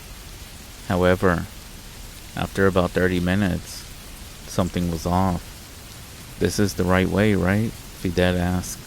I nodded, even though doubt had already started creeping in my head. "Yeah, I mean, it should be." Rodrigo chimed in. "We found it last time. It was close by. We didn't walk this long." Overgrown bushes. The sky was starting to darken as well. Rodrigo stopped and looked around. You could see that he was annoyed. "We've been out here for almost an hour, and still, there's nothing. It shouldn't be this hard to find. Or maybe it doesn't want to be found," Ceci said under her breath, but loud enough for everyone to hear. "What do you mean?" Fidel shivered and ran a hand through his hair. "This is crazy, y'all. Let's just head back before it gets too late. Plus, I'm starting to get creeped out." Looking around one last time, the darkness was creeping in fast. "Yeah, we should head back. I need to get back to my sister. And if we're caught out here after dark, we'll have to make up some excuse for the police after we get taken to the police station." Fidel then looked around and said, "Alright, let's call it. We'll try again tomorrow. But we need to find her." We ended up retracing our steps and walking towards the only light out of the woods. As we finally made our way out of the woods, we stopped dead in our tracks. There, standing beside the open graves, was someone. It was her, the witch, the same woman. From a distance, we knew it had to be her, the witch, that old woman. However, it wasn't completely dark yet, so we could distinguish her shape. That's when I started running towards her, my heart pounding in my chest. I'm not sure what I was thinking, but I wanted answers from her. As I closed the distance, she looked up, right at me. That's when I realized it wasn't the old woman. It was Karina. My mind raced, trying to piece it together. What was she even doing here? Why was she at the cemetery? But before I could even call out to her, she turned and ran in the opposite direction, straight into the woods. I chased after her without thinking, too fast, and she stayed ahead of me, disappearing between the trees. All of my friends started shouting behind me, "Stop, don't go back into the woods." But I couldn't stop. I had to know what Karina was doing out here, why she had ran, and what she knew. And my friends' voices started ringing in my ears. I slowed down, realizing that she was gone. I stopped, defeated, turning back towards them. Rodrigo caught up to me first, shaking his head. "You can't just go off like that." Fidel looked shaken. "We told you to stop. Who knows what is out there?" I barely listened, my mind still on Karina. "We need to go. Something's not right. We have to get back to my sister." We made our way back to the abandoned farmhouse, and as soon as we got there, that's when we heard it. Low, eerie singing. The same ones that I heard after the day of the party, the day after the cemetery, the ones that had followed me home. We looked towards the cracks of the doors of the farmhouse, and we could make about 7 figures, their silhouettes barely visible in the darkness. None of us even dared to step inside. Whatever was going on here, we were not going to find out. "Let's get out of here," Rodrigo said. And with that, we took off. We went back to Ceci's house. My sister was asleep, and I hugged her. They took us home. It was very late. I imagined that my mom was gonna tear me apart when I got home, but instead, she ran out of the house when Rodrigo pulled into the driveway. I stepped down, and she hugged me, and she said that we needed to talk, but she was smiling, happy.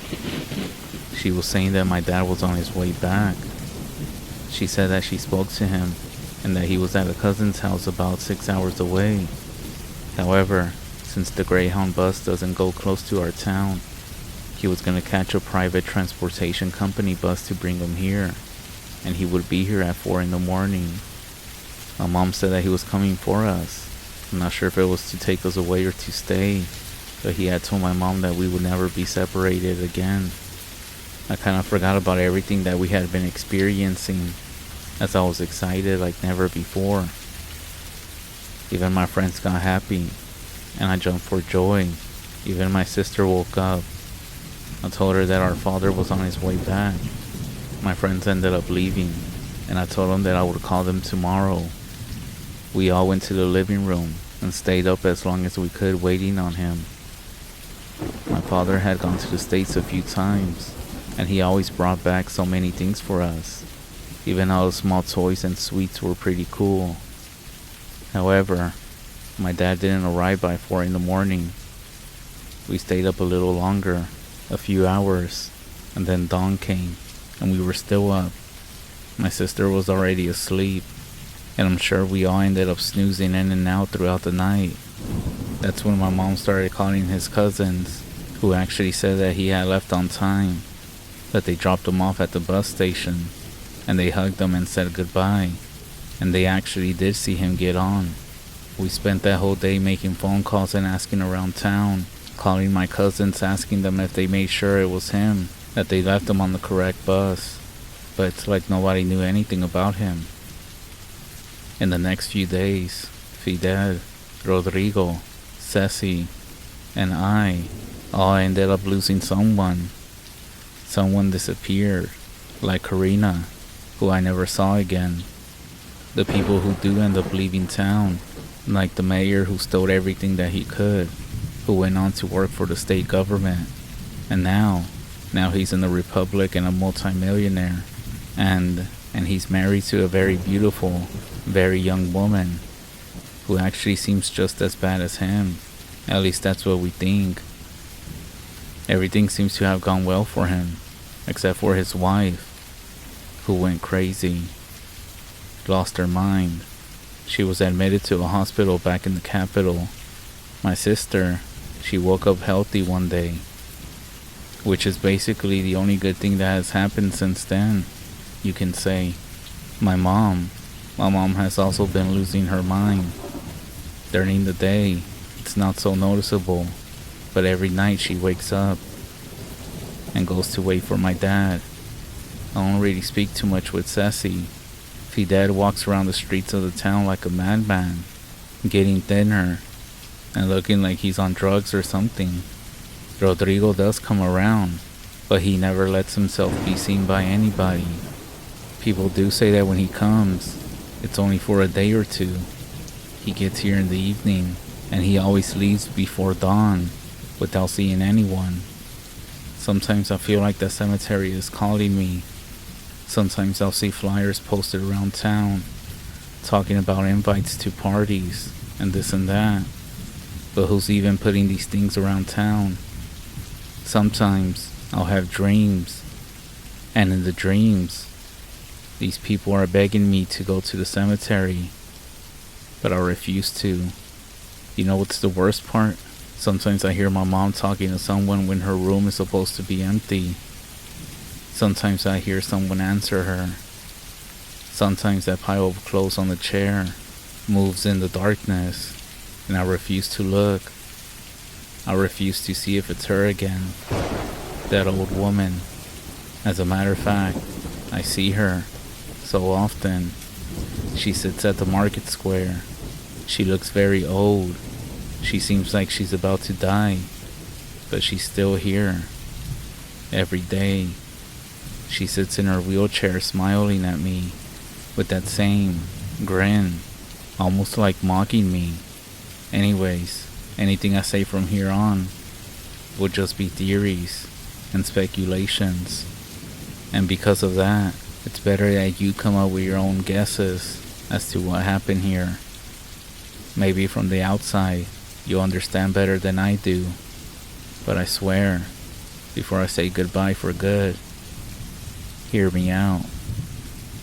I wish I could sit here and tell you that I left the town, that I was able to escape with my family far away from this place, that I got married and started my own family and was now just telling the story. But I can't. I feel like my time is coming to an end. My mom is losing her mind. My friends, they're not here no more. And the guy who was supposed to be my boyfriend is no longer the same. I believe that the old woman is still alive because she took my father. And not only him, but also the relatives of Ceci, Rodrigo, and Fidel. That's why it seems like she's about to die, but she keeps hanging on. I think the witches, or her, also took Pablito and made Karina join their clan. Maybe that's why she also lost her mind, and that's why she was wandering around the cemetery. Maybe the mayor's wife lost her child because the mayor gave him up, possibly in exchange for what he has now, and that's why she went crazy. Just like my mom, who still waits for my father every single night. Something I don't understand is why Rodrigo comes back, but he doesn't let anyone see him. Why does he come back? And why does he leave? As far as the dreams and signs and the voices calling me back to the cemetery, I feel like they want me to do something in exchange for someone else's life, so that maybe this old woman can keep living. But I'm not sure. Maybe I'm just going crazy like everyone else in this town. For now, all I can say is this. You might be curious about witchcraft, about everything that surrounds it, but I beg you, don't do it. Don't mess with things you don't understand, and don't go near something that doesn't seem to have good intentions. Looking back, I should have known better. Who in their right mind would go to a cemetery at night, or to strange parties thrown by people you barely know in the middle of nowhere? I'm writing this and posting it online. Maybe one day someone will find it. Maybe someone will read it and wonder what really happened in this town. Maybe they'll dig deeper, but who knows if I'll even be alive by then. I never got the chance to say goodbye to my dad. How I wish I could go back to that day, to see him just one more time, to wrap my arms around him and hold on to him a little bit longer, to actually say the words that have been stuck in my heart ever since. But I didn't. And now, it's just me and my sister. Sometimes I wonder if he gave his life so that my sister could be healthy. I'll never know for sure. But what I do know is that it's just the two of us now. We hope to leave pretty soon, to get far away from here. But where can we go? I have no idea. Maybe I'll finally say goodbye. But for now, I'm left with just the memories. I just wish I could see him one more time. Hear his voice telling me that everything is gonna be okay. I'll wait, just like my mother is waiting. Like we have all waited. For that moment when I can finally say goodbye. If it ever gets here.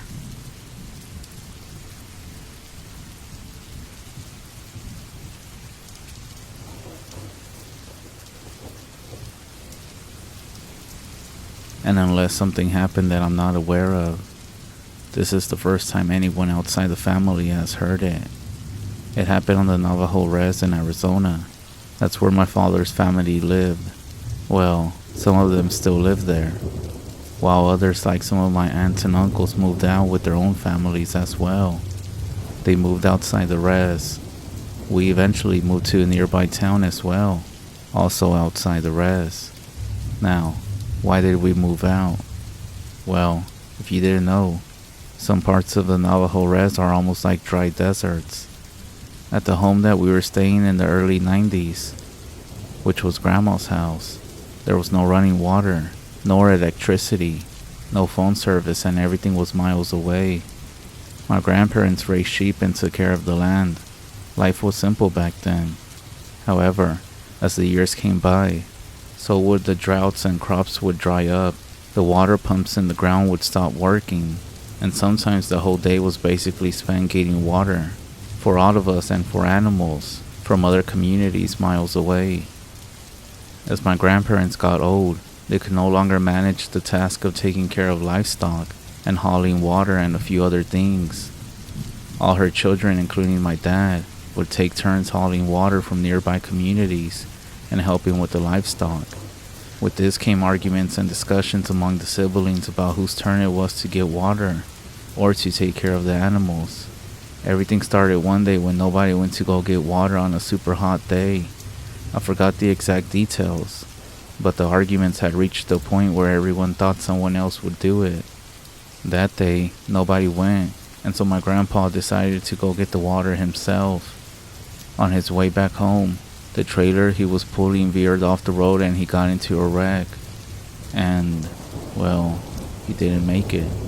This caused a rift in the family, with siblings pointing fingers and blaming each other for his death.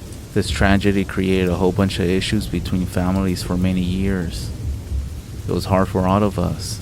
We were super close. I would even have dreams of my grandpa dying, and it was pretty bad that I started having nightmares, and sometimes I couldn't even sleep. Arguments and fights between siblings happened. Well, from my dad's side, that is. Everybody pointing fingers to each other, or maybe it was because they all felt guilty, and that caused everybody to drift apart.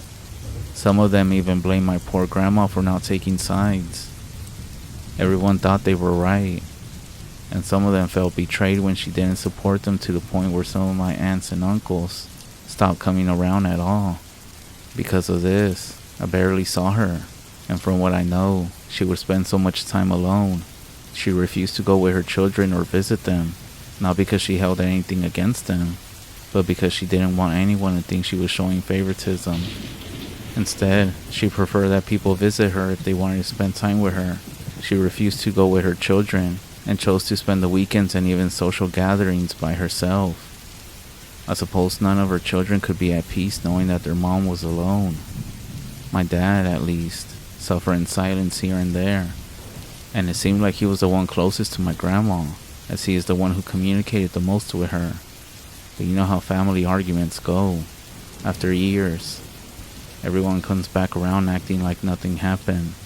They lose meaning, but the lost time and the impact they had can't be recovered, and we all know the memories still linger there. Anyways, I remember it was Thursday morning. Christmas was approaching, which we actually don't really celebrate.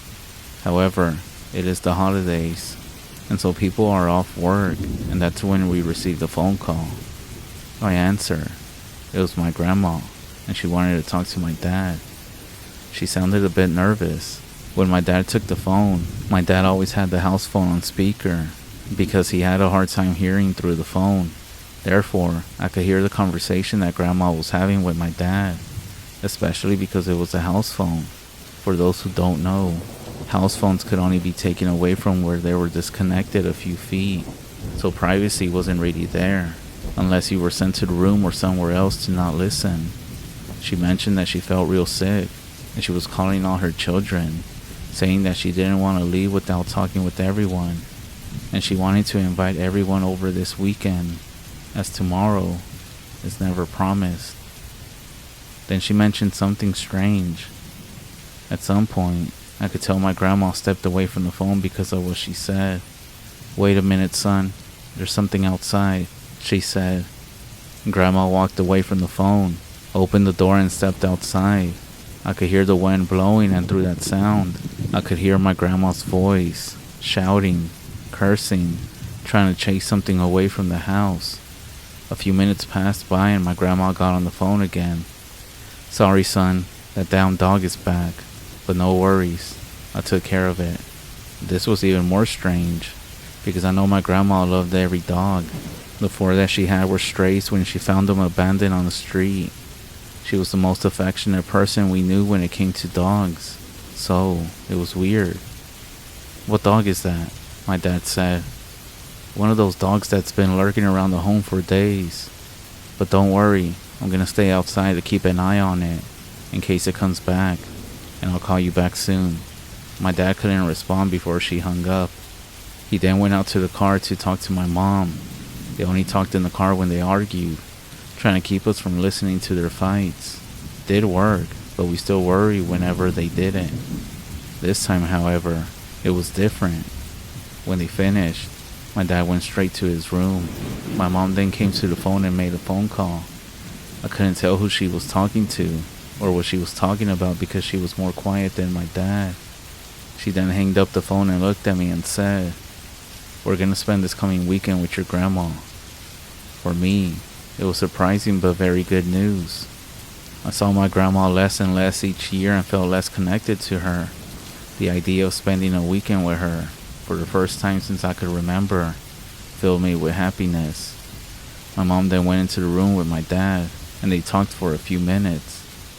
I could tell something serious was going on, and just like that, she came out and told me to start packing because they were going to send me with my cousin to Grandma's place first thing tomorrow. She explained that Grandma was sick, and it wasn't good for her to be alone. Apparently, they had already talked to my uncles and aunts to find out who all was going, and everyone, including my cousin Alex, was going. I then asked why we're not all going, and she explained that work would complicate things.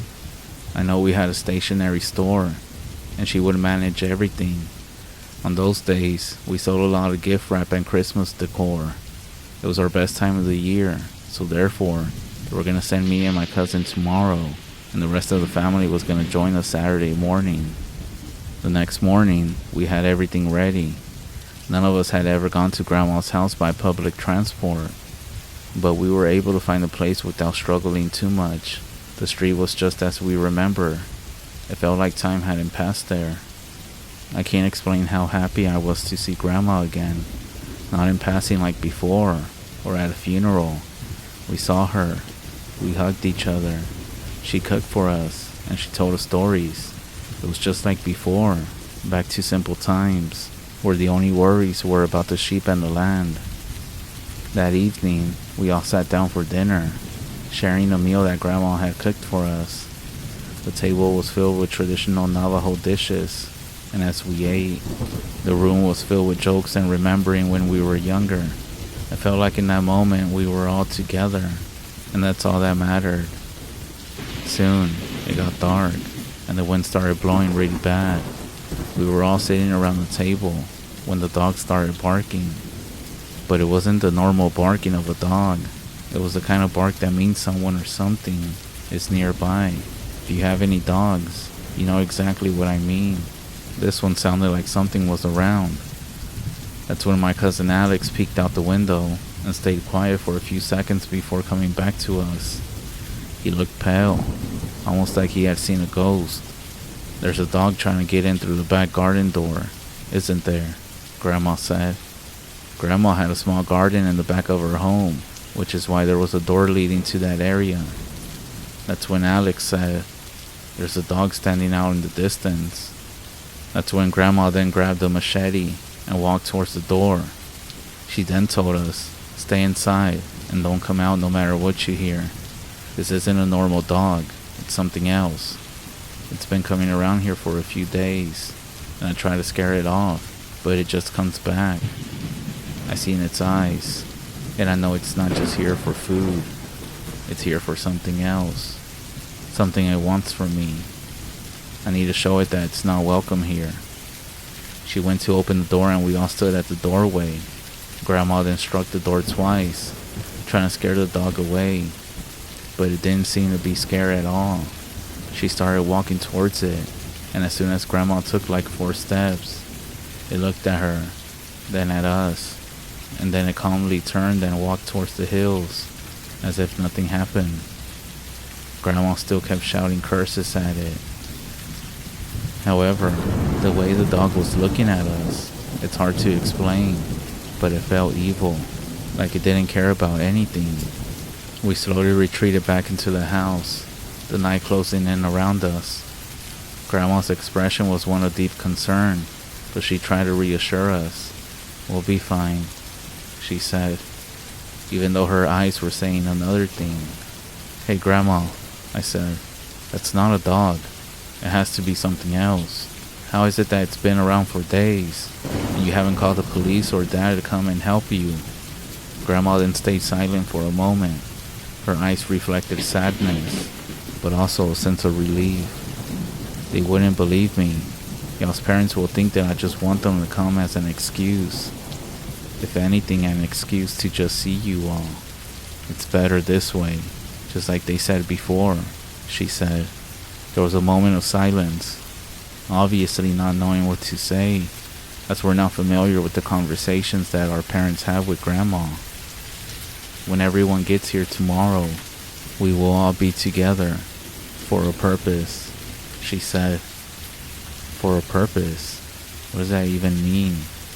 She then told us to go to bed, as it was getting pretty late.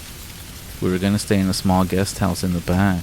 It actually belonged to my uncle, who was Alex's dad, as he was one of the last to leave. When he did, he built a 2-room house near the fence to live in for a few years. Now it was empty, even though it still had some furniture. As we gathered our things and headed towards the guest house, I couldn't help but feel a chill in the air. I forgot how dark it gets out here in the REZ, how it's different than being in the city where everything is lit up. Walking across the yard, the wind had died down. The dogs, now quiet, huddled close to the house. The guest house stood at the back of the property. We settled into bed, but sleep didn't come so easy. You know how teenagers are. You get them alone without the supervision of their parents, and it will be a sleepless night. As I laid in bed, I found myself thinking about Grandma's words and the fear that she had in her eyes. "Hey Alex, what do you think Grandma meant when she said we will all be together for a purpose?" Alex, no sound. I looked over, and he was dead asleep. I stayed awake thinking how it's been years since we've been here, and how great tomorrow it must be with the rest of my cousins coming over. As I was starting to fall asleep, something woke me up. Something I could hear outside. There was something right outside. I heard the breathing of what seemed like a person, and it felt like it was at the window. Alex was snoring, completely unaware. I moved very slowly, crouching, just to check that the window was securely closed, and it was, but there was definitely something outside. I left the room and went into the other room, which faced my grandma's house. I peeked out to see if everything was alright, especially to see if the dogs were there, because they weren't barking. I looked out and saw one of the dogs sound asleep by the door of my grandma's house. The light was on, and I could see it very clear. Then, something else caught my attention. A few meters away at the back of the house, standing in front of my grandma's window, was something. A dog standing on 2 legs, peering through the window. It was almost the size of a tall person. And then, it turned its head to look towards me. I got really scared and ran back to the room where my cousin was sleeping. I woke up Alex alarmed, and I told him that the dog was back, and it was trying to get into our grandma's house. That's when he told me to go back to sleep, and that I was most likely just seeing things. But that's when we heard the breathing. I knew whatever this thing was now right outside of the guest house. I motioned for Alex to get up quietly. We put on our jackets and sneakers over our PJs and stood by the door. I told him we were going to run to Grandma's house, to not look back, to look straight at the door, and to just keep running. We counted to 3 and did it. We ran, and even though I didn't look back, I heard things moving behind the house. The whole time I was praying that the door was left unlocked to the garden. As we got closer, that's when Grandma opened the door before we got to it. She told us to come inside. She started shouting, "You're not welcome here. You're not welcome here. You're not welcome here." And that was it. She closed the door, but there were no phone calls made to the police or to our parents. Me and Alex were shaking inside as my grandma came back. She gathered around the living room, and trembling I said, "Grandma, what was that?" She looked at me and Alex. "That was yenaglooshi. I know you all been seeing him in your dreams, and it's after the family." "What do you mean, you all been seeing him?" I said. "Oh, you don't gotta tell me. I know what's been going on. I know you all been having nightmares and dreams. While they are real, these things are happening. And I can tell you, you both aren't the only ones. Y'all's parents have been seeing the dog as well. But let us stop talking about this." With that, she burned some cedar around us and said, "Creator will be with us tonight. Get some sleep. We're all gonna stay here in the living room." The next morning when I woke up, my parents were already there, as were Alex's parents, and more uncles and aunts kept arriving. It was December 23rd, but it felt like Christmas. I guess this is what Christmas feels like. I didn't understand it fully, but everyone was acting as if they were getting ready for some sort of party. The uncles were cooking outside, and the aunts were inside cooking as well. Everyone else was playing outside, and Grandma was just standing watching everybody. Even my Uncle Max arrived, with his impressive dog, very obedient. After greeting everyone, he quickly went towards the hills with his dog. As I said, I'm not sure if this was the first time that all families had gathered together, or maybe it was just because it felt really awkward. At least between us, siblings didn't feel that way. We were outside playing the whole time. Towards the afternoon, that's when one of my older cousins decided to talk to us. "Do you know why we're all here?" he asked. Without waiting for a response, he started talking. "It's because of something that happened with our family, and a skinwalker. It's all tied to what happened with Grandpa and the dog. There's been a curse on the family." As soon as he said this, it sent chills down my spine. A man accused of being a skinwalker had cursed our family. Grandpa had confronted this man, believing that he was responsible for the strange occurrences and misfortunes that were surrounding our family. In a fit of rage, Grandpa beat him. He left a permanent mark on the man's face. As my cousin was telling us this, I could actually see fear in his eyes. He continued, "Grandma believes that all tragedies and strange events, including the accident that took Grandpa's life, are connected to this curse. But there's more to it. The Skinwalker cursed Grandpa specifically around water, knowing how vital it was for all of us. He said that the family would always struggle with water, either having too little or too much, and it would be the source of all of our greatest issues. Grandpa's accident was just the beginning. That's when my uncle called out to him, and he left us there." Alex then looked at me and said, "What do you think about that?" "I'm not sure, but I know Grandma was right. Aside from the dreams of my grandpa dying, and those horrible dreams that I have, there was always a dog in the dream as well. It was always out in the fields just standing, looking at us, looking at me, watching my grandpa in that car accident." Alex then looked at me and said, "Man, I'm not sure, but I'm definitely gonna ask my parents when we get back home." As the night went on, all the adults got everyone together, and they asked us to come close because they had something important to say. That's when my dad spoke. "We've been planning a ceremony for some time now," he began. "It was under the recommendation of Grandma and some of the elders that I talked to. The medicine man is on his way." We all listened, and my dad explained how the ceremony is to cleanse our family and to restore peace. Everyone started looking at one another. I'm pretty sure that not everybody knew that a ceremony was going to take place. He then told all of us to sit near the fire and to just wait. The fire was crackling in the center of the circle that we had formed. That's when a man whom I didn't recognize got there. His face was painted, and he was wearing old traditional native clothing. I knew this was the medicine man who was going to perform the ceremony. But he wasn't alone. There was another man beside him. He was also dressed in traditional clothing. He was carrying a large drum. The medicine man greeted Grandma first, talking to her in Navajo. She nodded. The medicine man then turned to look at us, and with his hands, he motioned for us to gather closer around the fire. I'm not going to mention the whole ceremony itself, as some parts I will leave out as told by the medicine man that we shouldn't speak about. He then laid out a few different objects on the ground: a feather, a small bundle of herbs, a container of water, several stones, and a beautiful tobacco pipe, and a drum. He then started chanting softly. We watched in silence as the crackling of the fire and his soft murmurs of his chants the only sounds in the night. The medicine man then sprinkled herbs into the flames, and a fragrant smoke began to rise, swirling around us.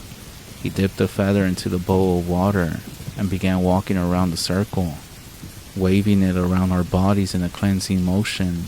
Then, the medicine man lit the tobacco pipe and took a long, slow draw. He held the pipe out, and we watched as the smoke curled upwards, blending with the herbal smoke from the fire. He passed the pipe to Grandma, who took a draw and then handed it to the next family member. The pipe then made its way around the circle. The man who had come with the medicine man then picked up the drum and began to play it slowly. As the drum beat filled the air, the wind picked up again. The medicine man's chanting grew louder, his voice rising and falling in a pattern. Suddenly, that's when I saw the dog from earlier appear at the edge of the firelight. It was standing on two legs. Its eyes were glowing. It began to circle around us. It started running around. The drum beat quickened, and the medicine man started shouting faster, and more loud, and more intense. The air felt really thick. The whole environment felt very tense, every beat of the drum and its words echoing in my head. The dog circled closer. It started moving slower, and the medicine man's voice rose in a crescendo, and the drum beats became a rapid, hard-pounding rhythm. We huddled closer together. The medicine man then took what seemed to be small bundles, little bags including beads, and threw them into the fire. The fire flared up and the dog let out a screech. The drum beat was growing.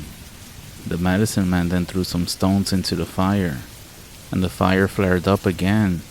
The wind started blowing, and for a moment, it seemed as if the very ground beneath us was shaking. The dog then let out one final screech, and it disappeared into the darkness. Then, everything went still. The wind died down. The fire returned to a steady burn, and there was nothing but silence over us. The drum and the singing began to die down, slowing to a calm and steady beat. The medicine man then stood before us. His face looked very exhausted, weak, almost like he was going to pass out. That's when the other man he had came with helped him stand and sit down. We stood there silent, and the medicine man then said, "Everyone, be at peace. Remember to honor your ancestors," he said. "Keep the memory and their wisdom alive. They will always watch over you." And with that, all of our parents started standing up, and we made our way back to the house. The whole environment felt different now, almost like we were safe. We all ended up sleeping all over the house, some of us in the living room, others in the hall, others in the dining room. The next morning, as we gathered for breakfast, the medicine man joined us. His presence, now familiar, felt different. He took a seat and began to explain more about the curse. The Skinwalker was attached to all of you because of the emotions and pain surrounding her husband's passing, he said, pointing to my grandma. When he died, the grief and unresolved anger among you created a fertile ground for the curse to take root and grow stronger. Emotions like pain, anger, are basically breeding grounds for these forces. They can attract and feed evil spirits and curses. He stopped for a second, letting his words sink in. We listened, understanding the seriousness of it. The Skinwalker was thriving on everything surrounding y'all's family. The medicine man continued. Every argument, every moment of grief was an opportunity for the curse to deepen its hold. It wasn't just the physical presence of the Skinwalker that was bothering you all, but all the emotions as well. We not only got rid of the Skinwalker, but also began the process of healing those deep emotional wounds. Grandma nodded, with tears in her eyes. We have let our pain and anger fester for too long, she said. It's time we start healing as a family. The medicine man smiled gently. That's what the ceremony is all about. It's not just about removing the curse, but also restoring balance and harmony within the family. The ceremony and I have done our part. Now it's your turn to do yours. Embrace forgiveness, love and understanding. But most important, now is the time for healing and recovery. Talk between each other and support one another. These are your strongest defenses against any darkness that may come your way. We spent the rest of the morning talking and sharing stories about Grandpa, remembering all the good times and the lessons he had taught us. The air was filled with a sense of hope and renewal. It felt like we were truly a family again. As the day went on, we all took part in cleaning up and putting things back in order. The medicine man stayed with us for the day, guiding us in small rituals and teaching us how to keep our hearts and home protected. After that, we all took turns visiting Grandma. I believe she was never alone again. She ended up passing the following year, and after her funeral, we all never gathered together again. I doubt we will ever spend another holiday together, but I know from talking with my cousins that each of us, in our own way, still remembers that night. I'm sure you're hoping for a happy ending about how we embraced and forgave one another, which we did, but I guess to some extent. I guess some things just can't be forgotten or easily resolved. After Grandma's passing, everyone went their separate ways, and eventually, we all became pretty distant again. There was one of my uncles and one of my aunts who, despite everything, didn't change. Disputes over the property, who was gonna get what, which is a whole other story I can tell you if you're interested. We did end up contacting the same medicine man who my father had a good relationship with. He counseled us and advised that we can only do our part. As far as someone's bitter or hard, only they themselves can be at peace. You can only do so much to help someone, but in the end, if someone doesn't want the help, it won't work. While we can strive for healing, not everyone is willing to let go of the past. If anything, I heard from my cousin Alex how his father ended up getting into some weird stuff. He started bringing strange men into their house to perform some ceremonies. But this was different from the medicine man that we had known. He would disappear for days and began hanging all sorts of weird things around the house. It was pretty sad to hear. Eventually, Alex's parents divorced and they separated. As far as my aunt, I'm not sure about her. We didn't hear anything from her. They simply faded from our lives, and I often wonder what became of her. But the reality is that the path to healing is ongoing, and while the curse was lifted, the journey to peace and understanding is a personal one for each member of our family. Thank you for listening.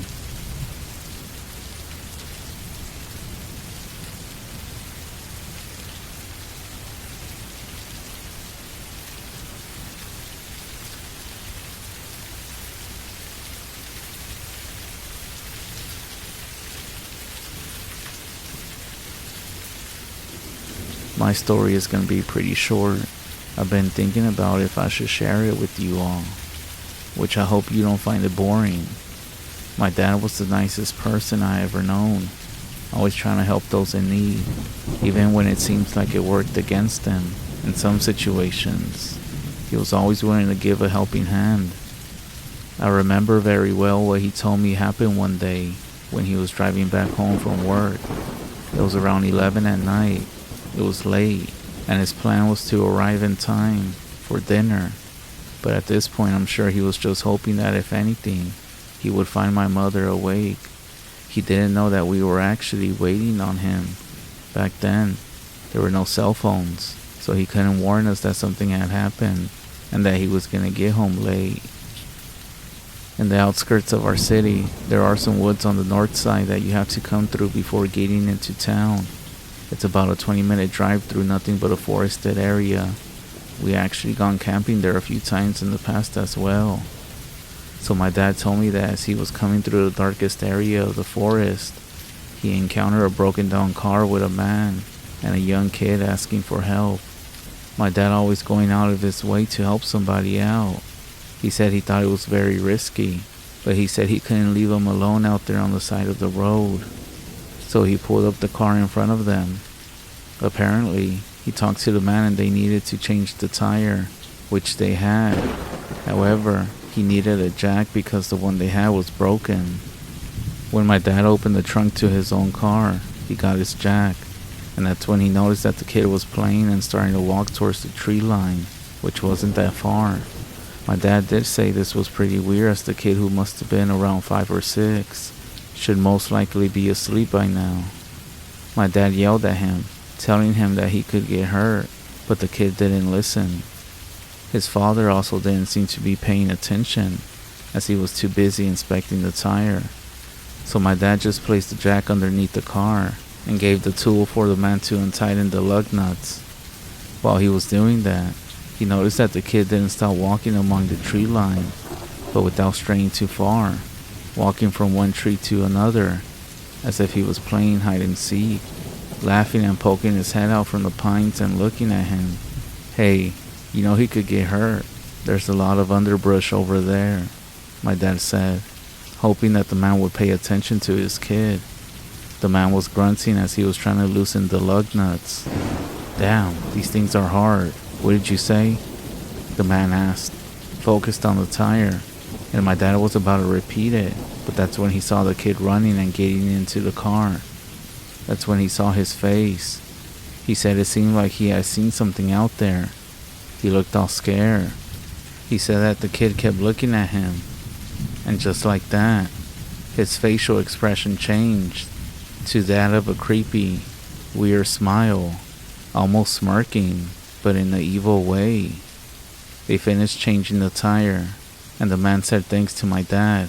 They rolled the tire to the man's trunk, and as they did, the kid was staring at him, with his face pressed against the passenger window.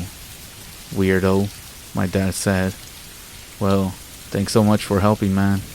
3 cars had passed by within the last 30 minutes, and nobody was stopping by. I know this whole situation looks fishy. I mean, to be honest, I wouldn't have stopped here, but thank you. I really do mean it," the man said. "Well, there's no way I was gonna let y'all be stranded out here alone. Plus, it's pretty creepy, dark, and late. Who knows if anybody else was gonna pass by here," my dad replied. The young man just smiled, somewhat confused, and walked to his door. My dad said to stay safe, and he started walking towards his car as well. As he was walking, he said he looked back to see the man getting into the car, and he noticed that the kid wasn't in the car again. That's when my dad walked back to the guy's car, and he said, "Hey, don't forget your kid." That's when the young man's face completely changed. His eyes opened wide, as if they were about to pop out. "What kid?" "There was a kid with you. That's actually why I was convinced to stop," my dad said.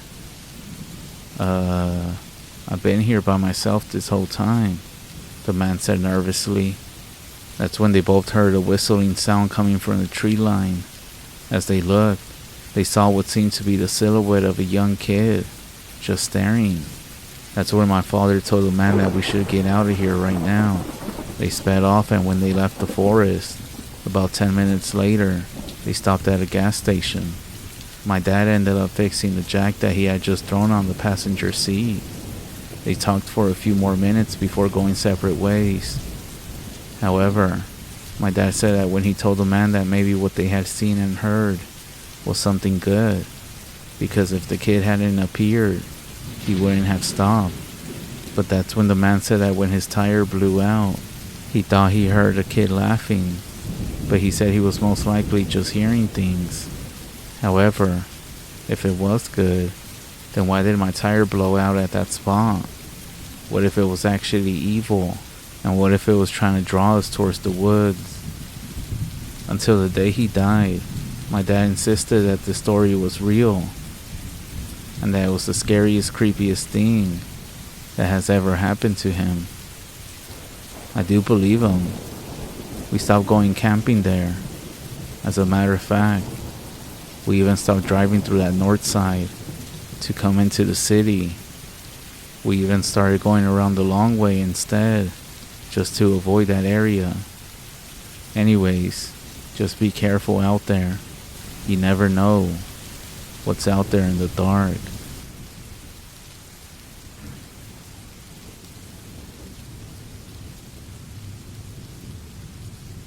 When I first got the position, I wasn't sure what to expect.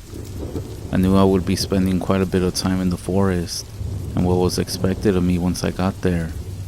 However, this was a location I wasn't familiar with, and honestly, this was the first time I had done anything like this. I assumed that I would just be spending a few weeks out in the woods, wandering through the wilderness, admire the gorgeous surroundings, keeping an eye on my little corner of the forest, and report anything strange. I was sitting in the passenger seat of an old beat-up truck with a broken air conditioner. The drive out to this location took nearly a full day of travel. We were always having to slow down to a crawl because of trees and over streams. The driver was a gruff-looking older man with a thick salt and pepper beard. He squinted despite the trees covering most of the sunlight above. He barely said a word for pretty much the entire ride out here. All he did was listen to the same album on repeat. Sometimes I would catch him tapping his thumb on the steering wheel whenever I assumed one of his favorite songs played. By the time that we arrived at the tower, the sun was already descending, painting the sky in beautiful pinks and oranges. I stepped outside of the truck, and for the first time in hours, the man lowered the volume on his music. He told me everything I needed was up in the tower. I said thank you, and with a clearing of his throat, he nodded to me and drove off. Standing before the tower, I tilted my head back and stared up at it. There were maybe 5 or 6 flights of stairs circling upwards to the top of the tower. I glanced around at the area and saw everything was normal. Being left here alone was somewhat eerie, but I had been working or living around the woods my entire life. I ascended the stairs to the top of the tower. A wall of glass greeted me as I passed by. Through the glass, I could see the dark interior. I pulled out a set of keys and unlocked the door. Reaching over, I flipped the light switch on the wall, and nothing happened. Forgetting to start the generator that I had been told about beforehand, I descended the steps and located the small shack on the other side of the tower. After getting the generator up and running, I glanced up and saw the tower was now glowing. The light seemed to pour out like a solitary beacon in the night. I tracked back up the tower and finally took note of my temporary home. In the center was a square table with various papers stacked upon it. Also on the table was a firefighting device used to locate and coordinate with other towers to narrow down where a fire had occurred. On the opposite side from the door was a semi-solid wall, which had various maps and papers pinned to it. One of the papers was a crude drawing of a family, presumably forgotten by one of the previous fire watchers. In the corner adjacent to the map wall was a single bunk bed, with a narrow end table at the head of the bed. The last wall contained a long shelf with a wood-burning stove and a crate of wood nearby. Underneath were numerous containers, some containing dry goods. There were some bed sheets and other things assorted in the boxes. but most of it was just standard things. I wasn't really planning on using the bed sheets. On the wall underneath the larger mat was a rack with a shotgun resting upon it. A small box of shells was placed on a shelf next to it. I wasn't very big on guns, but growing up around the woods, you start to appreciate their usefulness. Staring out of one of the windows, I gazed at the sea of blackness. The trees that swayed beneath the tower in the night looked like dark ocean waves. I sighed as my long day's journey was finally catching up to me, and it was time for me to head off to bed. I turned off the light near the door, and as I turned to head back to bed, for a split second, I saw a light in the distance. If it was during the day, there was no way I would have seen it, but with it being so dark outside, it was contrasting against its backdrop. The light was a dual red, and as I looked at it for a few seconds, wondering if it was a fire of some kind, the light began to move. Then, a few more seconds passed, and the light stopped, then disappeared. Confused and tired to worry about it at the moment, I got my sleeping bag and checked to make sure the tower door was secured. I crawled into bed and was dragged off to sleep by the sounds of the forest below me. The next morning when I woke up, my brain was fucking with me. I had forgotten where I was, and how I even got there. That feeling passed after a few moments. I stood up from my bed, got dressed, and looked around me. The view from up in this tower was something you can't find in photographs. Gorgeous landscapes stretching as far as the eye can see. Beautiful green trees splitting the horizon, and the clear blue sky taking up the rest. I started a small fire in the mini stove and heated up a pot of coffee. While it was coming up to temperature, I walked over to my radio system and turned it on. I picked up the receiver and called the nearby towers to check in. After a few seconds of static, a voice came through the speaker. He said his name was Peter, and he was in Tower 7. Tower 7 was within line of sight, yet still quite a distance away. I had to use my binoculars just to see the tower, let alone spot anyone inside of it. Another voice chimed in, which was a woman's voice. She said her name was Katie, and that she was in Tower 9. Tower 9 butted right up against the only lake in the area. I knew where it was on the map, and when I used my binoculars to see Tower 9, it only revealed itself as a pinpoint on the horizon. I introduced myself to them as Luke from Tower 8. I sort of comedically rolled the introduction off my tongue, which got a few chuckles from my faceless coworkers. We spent the morning talking about various things, such as our lives and how we all ended up out here, in the middle of nowhere. Eventually, I decided it was time to see what was nearby, as it was dark when I had gotten here, and hadn't had a chance to look around yet. I stepped out of my tower and began a short walk around it. I kept my personal radio on me just in case. I hadn't really seen the need to grab the shotgun, as I wouldn't be traveling too far. As I looked around the perimeter of the tower, I saw nothing. There was a small brook to the east, a clearing, and the trees to the south, which had a lot of flowers laid out inside of it. It was like something out of a woodsy picture book. Other than that, there wasn't much else going on, so I decided it was time to head back up. However, when I turned to make my way back to the tower, I noticed one tree in particular that was different from all the others. This one had large marks carved into it, like some type of animal had brought its claws across it, most likely to mark its territory. I did think about what animal might have done such a thing, and then I continued on my way. As I climbed the stairs back into the tower, I saw the sun was quick on its descent. I gave my neighbors another radio check and wished them both a good night. I locked the door to the tower. I started eating one of my survival meals, as I like to call them, and bedded down for the night. That night, something strange happened. I was awakened by some feeling, not a noise or any other physical force, just something that caused my eyes to drift open. I glanced about without moving a muscle, and spotted something odd. There was a glow coming from outside of the tower, and it seemed to be circling around it like it was climbing the stairs. I started to feel panic growing in my chest as I looked at the shotgun to my left. I tried to calm myself by thinking it was most likely one of the other watchers who had gotten lost and saw my tower. Then, the light rose to the main level of the tower. A dual red lantern was slowly bobbing next to the windows. What was carrying this lantern? I couldn't be sure. Its body seemed strange.